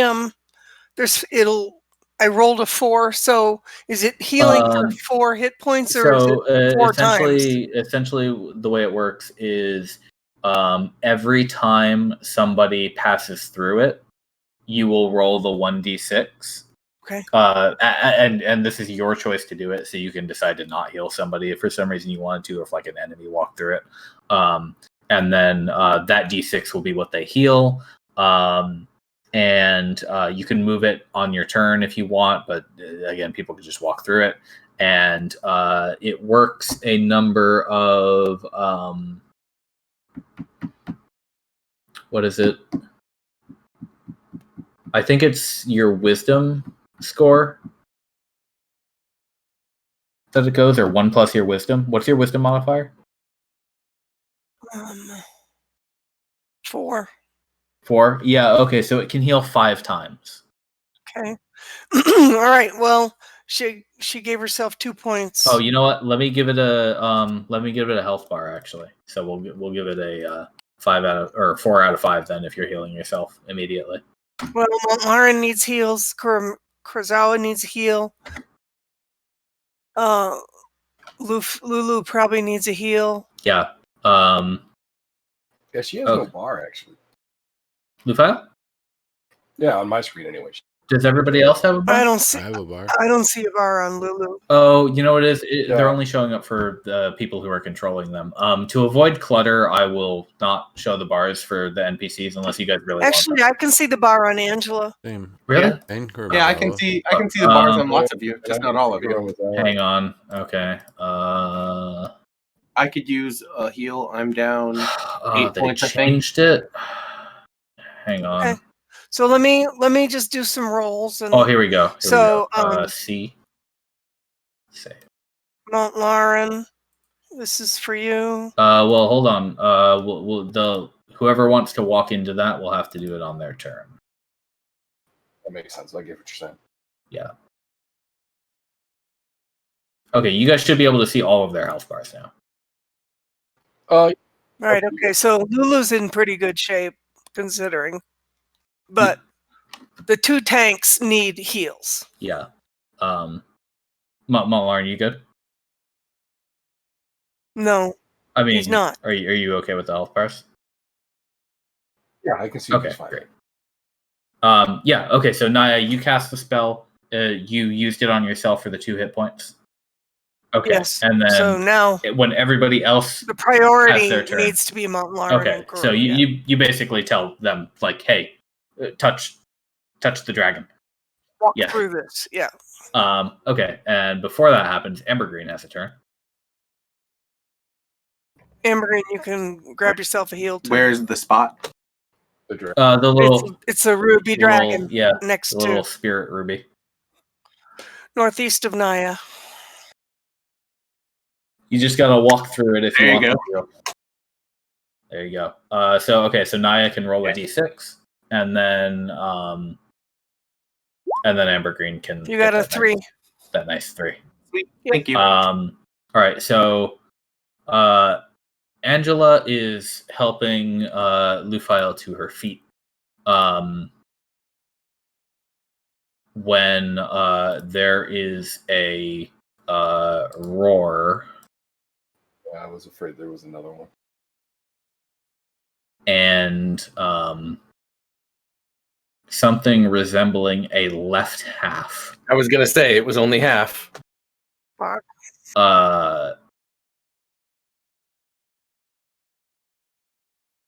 Charges out from under the bridge and oh no, crashes into Angela as she is helping Lufael out of the dirt. And Angela pushes Lufael away and is going to eat a few of these. Does she have any reactions, Montlarin? If you'd like to, I don't think she does. I'll just double check before these go off. Nope, everything that she can do is an action. Yeah, looks like it. Does she have shield? No. She's a cleric. Oh, cleric's got that too. Maybe not. Well, she has Shield of Faith, but bonus action. That's a bonus action. It's not Yeah. a reaction yet. Yeah, none of her special abilities or reactions. They're all on an action. Okie dokie.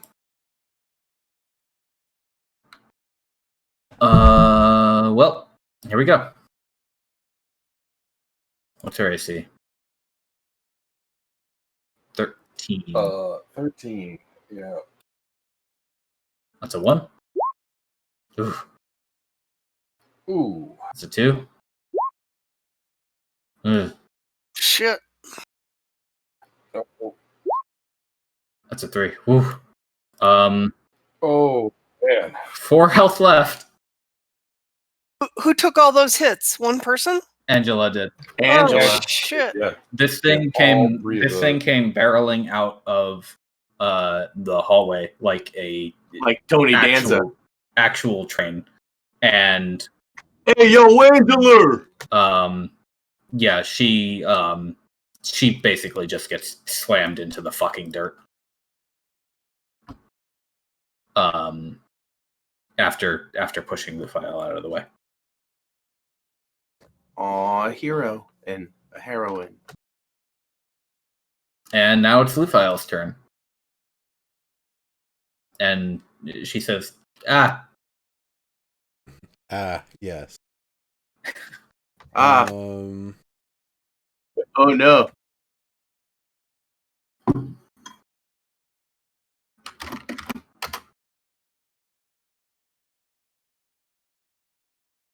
Probably go with the firebolt just as a immediate reaction. yeah, okay. That'll do the full 4 right there. It's a good hit. And this thing, it just rears back and roars over its territory that you assume it's trying to keep, and then she bolts. Yeah. Bolt and then bolt. Yeah. Very good. Okay. And Is Angela conscious? she is. Yes, she is. She is hanging on. Does Angela she have a was- self heal at all? She has plenty of healing. She does. That's it. But She needs to heal I'm gonna- herself. I'm gonna do a thing with Angela. So okay. Right. Yeah, she is currently on the ground and just like, I'm okay. Play dead. Yep. Actually, yeah. is she actually prone? At the moment, mechanically, no. Okay, so she has her full Yeah. movement. Yeah, she does. Okay, I'll have so it that first this thing punched her. She's off balance, but she's not down, and she does have her full movement for her. Okay. In that case, I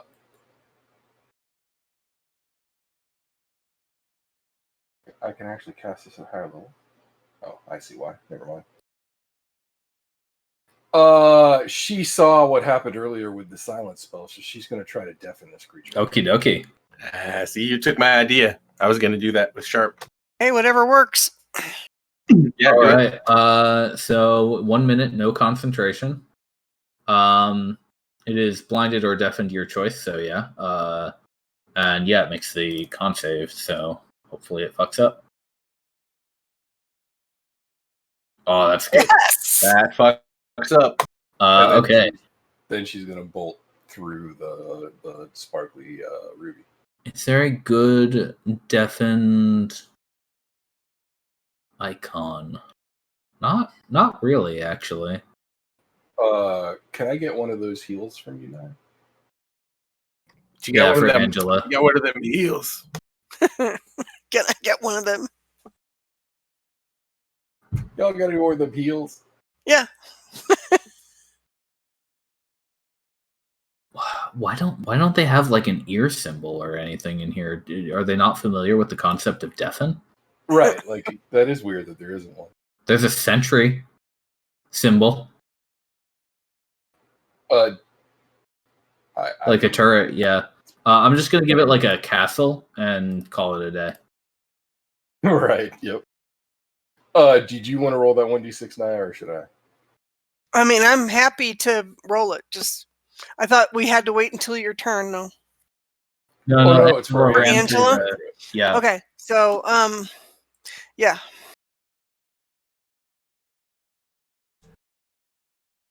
Shit. Oof. That's better than that. It's only a D6, so it's kind of sucky. It was a much better heal before, but it was OP. Yeah, the fact that it only gets a few usages kind of sucks, but it makes a lot more sense. Honestly. It was so powerful. Totally. Yeah, that's all she can muster. Okay. That's her turn. Cool. Then let's see. This thing needs to get out of the turn order. So Nimbus, you're up. Angela just got punched like most of the life out of her. I'm going to try to push this thing against the wall and the tree there. Okay. With a good old thunder wave. Yep. Nice. Level 1. Okay, and just double checking the blindness deafness at the end of each of its turns. It can redo the save. Yeah, I think it does a con turn. Yeah. Okay, so con save. Up. Makes it, so it takes half damage, right? Mm-hmm. And Yeah, it doesn't get okay. flung. So 3 damage. Beast. Everybody's getting those really, really nice low damage rolls tonight. Alright, Just skipping trying to Badass. make this as horrific as possible. And around to Montlarin. So you're still concentrating on your magic weapon, by the way. Yeah. Okay.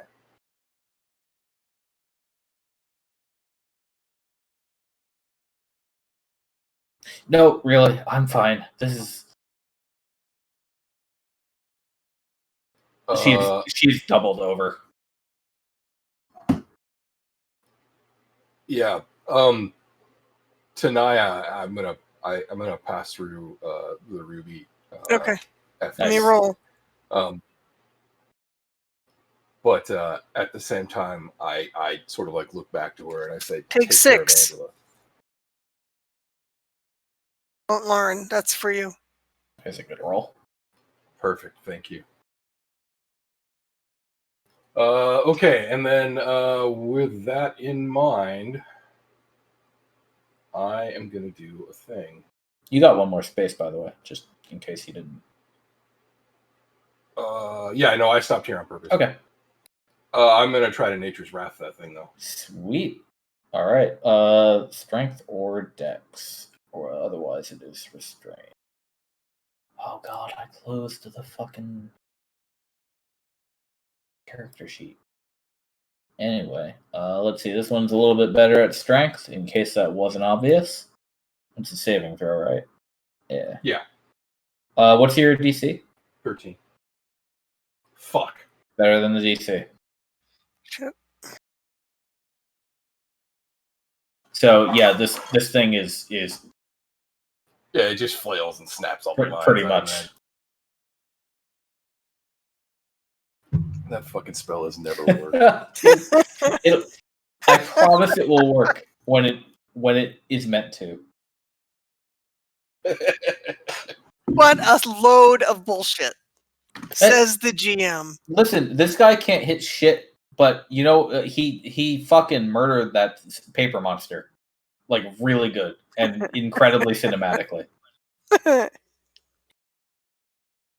All right. I do have Yeah, my wait. moments. Where's your For horse? a Oh no, your turn. horse is in bed. Never mind. Horse is being stealthy. Kuro's That's gonna go busy. through the healing spirit. Okay, cool.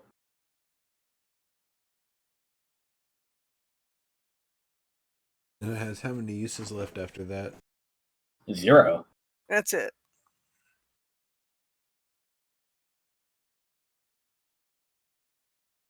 So yeah, he's got a full 30 of movement, so he could go like 5, 10, and then get all the way there or there if he wanted.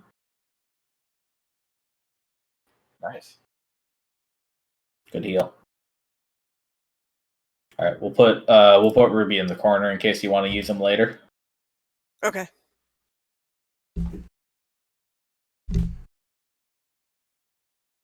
All right, I moved him up 1.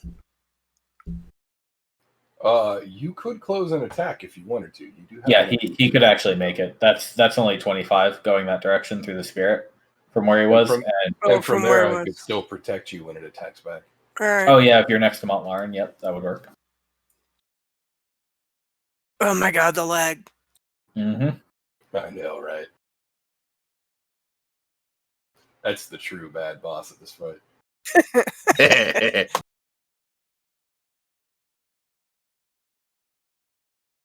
amazing too that it finds like whole new metrics to freeze on. Now I'm moving a third of a tile a second. Okay, now Is is this that snap where to you grid? told me? Oh, Really? one more over. One So more over to the which right. way? To the right. Sorry. One more to the right. Okay. It's like as if the snap to grid was only on the half step. Right. Exactly. And of course, if I double hit it because it doesn't seem to be responding, then I have to get rid of all the Yeah, pop-ups. you just got to be gentle with it when it's lagging, and just it'll get there when it wants to Okay. get there. Yeah. So I can do a fighting spirit. Keep in mind, he's only got 3 of those per long rest, not short rest. Yeah, so he won't get those back before the dragon fight. Yep. The dragon fight. Oh, right. Okay. He still gets 2 attacks his turn, even without. He that, does. though. So the extra attack is you can attack twice instead of once whenever you take the attack action on your Yep. turn. So anytime he swings his sword, he can do it twice. Because he's a level 5 let's try plus this. fighter. He wouldn't have advantage anymore. So we're going to take the first number out of those. First roll is still an 18. Second roll is still a 20. So you're safe.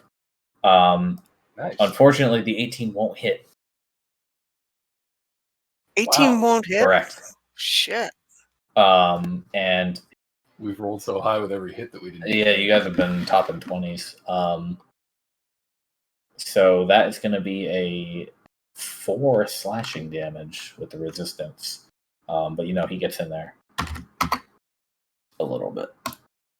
It's not as good as the last one. And you'd think if he was deaf or blinded or deaf or whatever, he's debilitated, and so that resistance seems like should be lowered. You know what? He has a disadvantage to us as long as he is deafened. You make a good point that it probably should have advantage on incoming attacks while it's deafened. So you're right about that. It won't change the resistance, but melee or just attacks will get advantage because it's essentially blind right now. Okay. And it has disadvantage. It's blind and deaf. Yep. No, it was blind or deaf. Well, it's blind because right, but it was blind already. It don't have eyes. It ain't got no eye. Right, okay. Mr. Sharp, please do something. Shiggity Sharp. He's a keen one. He does a 20 like that, and then he does acid sploosh. All right, cool. God, we're gonna be here till 2 a.m., dude. He's like, still there. Yeah. Well, I can do this all day. So can I. All right. Wow. Thank you. I'm here all night. Full Thank you. Yeah. PvE, buddy. Pocket acid. Awesome.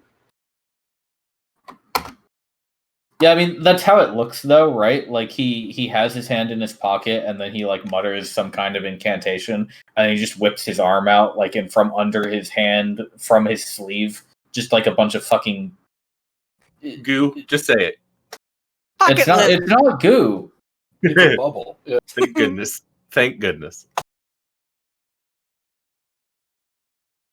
I guess it is. It is a bubble. I always imagined it more of like a just like a open beaker of actual fucking Totally. chemicals. Like a Think Think blurb. of it as like a retcher in New World, Omi. Yeah, exactly. Like a splurb. But no, Right you're now, right. buddy. Okay, so we're gonna do not melee.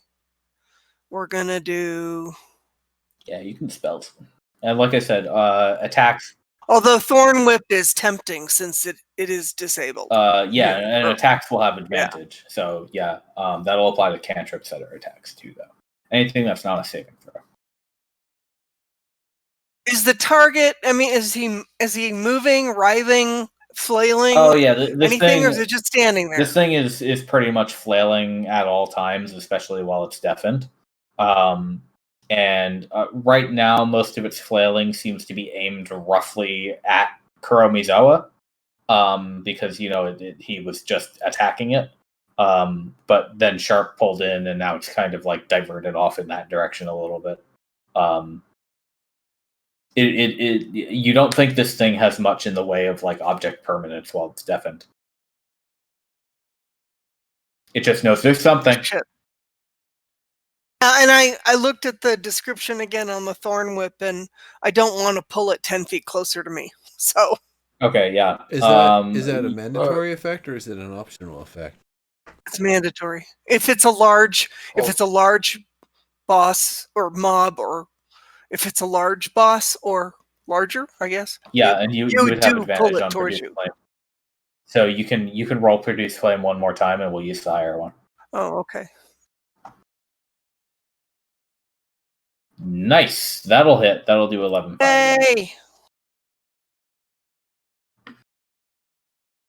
Yeah, you are able to properly take aim at this thing because it is not actively fighting things. Like not wailing on me.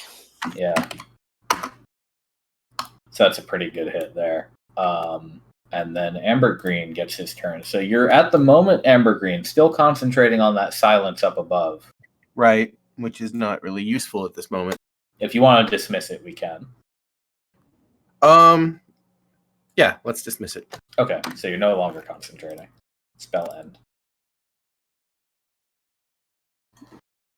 All right. That said, I can guiding bolt the fuck out of this guy. Cool. Yeah, and you'll have Go. advantage.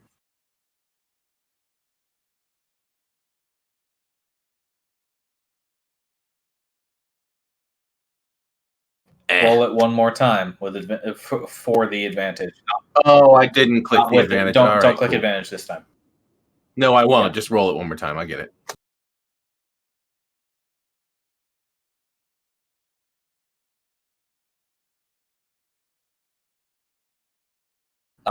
Yeah, that's better. That's way better.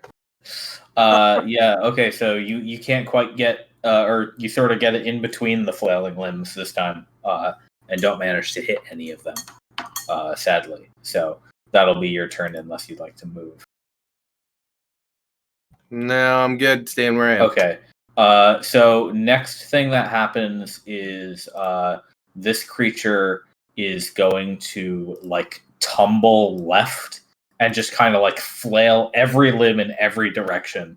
I'm really glad that we use blindness and not silence because as it moves, it stays deafened. Oh yeah. But it is deafened, but it is not silenced. So it will. Oh, it can still shriek. Fuckity Sure shit. can. Yeah, I can't silence it. Everybody Yeah. within 30 feet includes Is it from Not it's- blind still? That's all of us.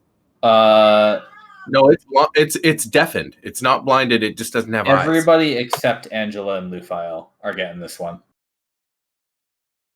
What's the saving throw? And Amber Green get +2 to their saving throw. That Sugar. So if you fail the save, you're stunned until the end of this thing's next turn. Con though. It's con save. okay. Yeah, sorry. I also get +2. That's sharp. Okay, so that was sharp. And sharp passes. Sharp Ah, just shit. barely passes. Naya does not. So Naya, you're going to take 16. Yep. That's Amber Green, and Amber Green gets +2, Cool. so he passes 2. Bitchin'. Nimbus, you're taking that psychic. Mm-hmm. That's half damage. Yeah, though? you take half damage on a save. Did you say it was 8 last time? This time it is 8. Okay, so we did sharp. He passed. He takes 8, and is not stunned. Oh, I have to roll for Kurosawa. Just a second. Yeah, please do. I'll handle Sharp's health, Amber Green. Oh, I Okay, just did. okay, you can fix that if you want. I'm not touching it. Okay. I'm like, no, I just Shit. did. That second con save was concentration on my weapon. Oh, very good. Okay, so let's see. Montlarn, you make the save. Did you take the half damage already? I Okay. did. Naya, you don't make the save. You took your damage, right? I'm doing it now. Yeah. Okay. You are also stunned. So you are incapacitated, can't take actions or reactions, can speak only falteringly, can't move, and attacks on you have advantage until the end of this monster's next turn. That puts both of us out of commission. Amber Green, you're fine. I am. Nimbus, you are also stunned, so same status effect on you. Montlarn, you're fine. You keep your concentration, great. And Kuro also, he took the damage and he's also stunned. Holy shit. Yep. Okay. Blue file's up.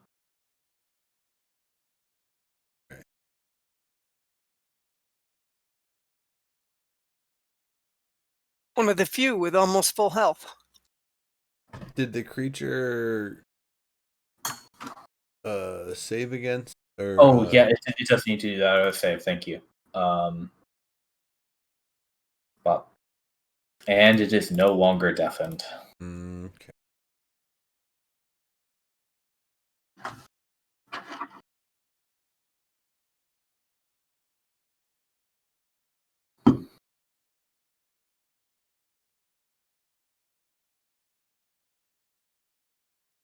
Oh. Hey, what level is Angela? Angela is it not on her sheet? Actually, her class isn't even on her sheet. Oh shit. She is either 5th or 6th. She does have 3rd level spells, so yeah, she's not 7th yet. She's 5 or 6. Okay. You can tell by her hit dice. She's 5. Oh yeah. Duh. Yeah. Thanks, man. Shatter. All right. Let's make that con save. It's got good con saves, dude. We'll take half.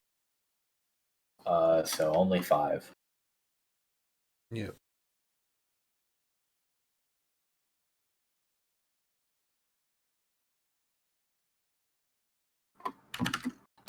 Okay. Is Lufile going to do anything else? I think she's just gonna stay back still. Okay. She tiptoes around the corpse of the other one. And Angela is up. She is not stunned, so she's actually fine. She was just outside the range of that scream. Yeah, thank God that would have killed her. Yeah. I know, right? Yeah. So speaking of, she's gonna do that. She's gonna take 5 of those points for herself. She's going to give 15 to Kuromizawa. Cool. And 5 to Cool. Naya. Okay.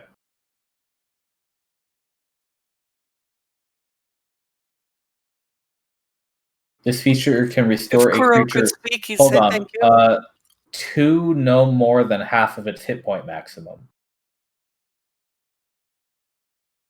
Oh, really?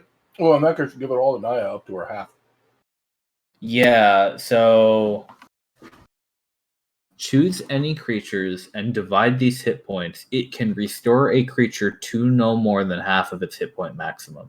So yeah, if that's how it's supposed to be written, then yeah, it should only be anybody should be able to get up to half, and then you have to divide those hit points between the rest of everybody else, basically. Wait, what? So like she can only heal you, Naya, up to 18 with that ability. Which is where I am with those 5 points. Okay, so you take the 5. Okay, Kuro can go up to But Kuro- 22. What was he at? 14 or something. He was at 14. So he's now at 29 with 15 points. But I think his original... Okay, so then he would have been at 14. He was at 14. Yeah, okay, so... But he was originally... His original total HP was like 43. Yeah, his max is 44. I guess I'll give the other 7 to Montlarin then. I just remembered. Kuro should have 5 extra HP because he had temp HP from that bonus action that he does. Naya. Oh, cool. So actually, he should have been at 19 after that damage that he just took. So can you set Kuro back to 19 real quick, and then we're gonna divvy up these Angela hit points somehow. So, Okay. Then So he Montlarin had will 14 plus take 5 for the extra thing. But then is he going to get any heal points? well, hold on. So he's hold on. at 19. So we're gonna leave it there. Naya took 5 from Angela, and Yeah. Angela also took 5. So she spent 10 out of 25, right? Okay. Correct. Yep. So then 3 go to Kuromizawa to get him to 22, which is his middle, right? Okay. So that's 13. Montlarin will take 7, which will get him to his middle, which is 21. Okay. And so she spent 20. So she has 5 left to divvy up. But Angela should give the rest of it to herself. Seems like that's the only thing she can actually do. Yeah. Yeah. And then the she'd rest still of be the less than Angela. half. But Yeah. it'd Okay. be better than she is. Okay, great. Yeah, well, we worked that out. If I ever play a life cleric, I'll have to pay very close attention to that phrasing. I know that be a warning. That's like you're going to need to do out. Is that a one-shot wonder heal? That particular one? She can do that once or twice a day. Wow. Nice. Once per short. Oh, okay, great. And that is her action. Anything else? That's quite a Hail Mary. No, I think she's good where she's at right now. Yeah, I mean, like, imagine having that available at like level 20. You could straight up pull like 30 people up from death. Yeah, exactly. I mean, Actually, I'm gonna move over to Naya just in case she needs. Okay. Rise, my army. Nimbus, you are stunned, so we'll have to skip your turn. Mm-hmm. Badath, I assume is hanging out. Mm-hmm. Okay. Montlarin, yeah, you'll have your turn now. You'll have your turn now, sir. I will have my Yeah. turn. All right. Yeah. So, yeah. I mean, I guess I'm just gonna try to hit him with my sword. Cool. Your sword is still magic, thankfully. Yeah. Exactly. Oh, good. It is a no magic sword. advantage anymore, unfortunately. Right. Okay. I don't have it checked anyway. I think I'm good. Do a hit. Yay! Yes. Okay. I'm also gonna do that thing that I can do with the smiting. Okay. Also, I believe you still have big hands, so it has not been a full minute yet. Oh yeah. So I'm also doing D4, Yep. right?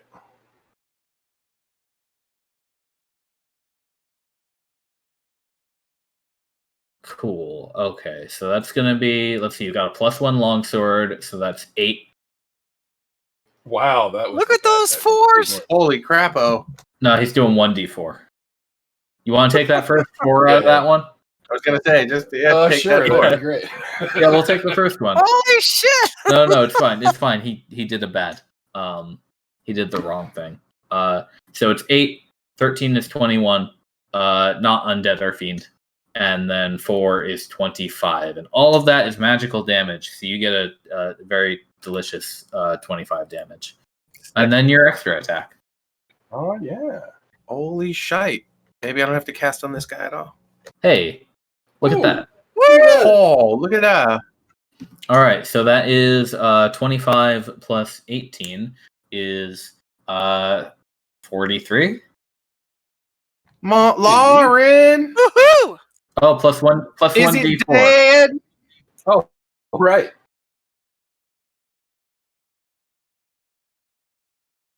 Eh. All right, I'd like you to know that 44 HP is how much it had. So, Awesome. So it was literally yeah. ding. Well done. Yeah, can you narrate for us how that went?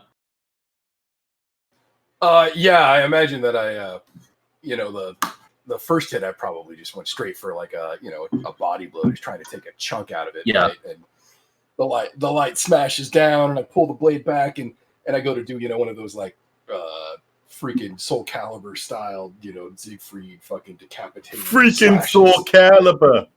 I'd turn around and basically just take it off at the thigh so that it just slumps over and bleeds out. Very good. It does do exactly that. So now you've got this fleshy beast slumped over and twitching as the life bleeds out of it. I turn to Kuromizawa and go, see, works every time. Right. He is still stunned. But he takes a second, he slaps himself out of it. He's like, yeah, sure does. See? What did I tell you?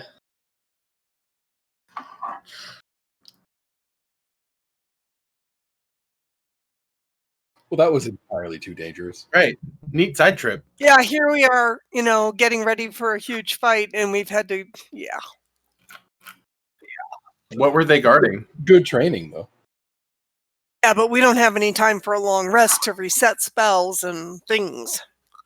You might have a short rest. If you got like an hour, you could probably short rest, but that'll depend on how much time you think you have. Yeah. Now, I think so. We're out of combat now. So would anybody like to do anything immediately, or are you guys going to try to heal up before exploring this at all? Up a bit before exploring, in case there's Okay. anything else in here. So I think what we're gonna do then is actually call it here, and then the way it's gonna work is next week Make a little camp amongst the trees here or something. I'm gonna have Irenaeus and Albus Taver do their thing, and keep what you guys have done in mind, and then we'll take our week off, and then we'll come back the week after that for everybody in the session. So that would be just making sure everybody's going to be able to be here. That will be the 18th. If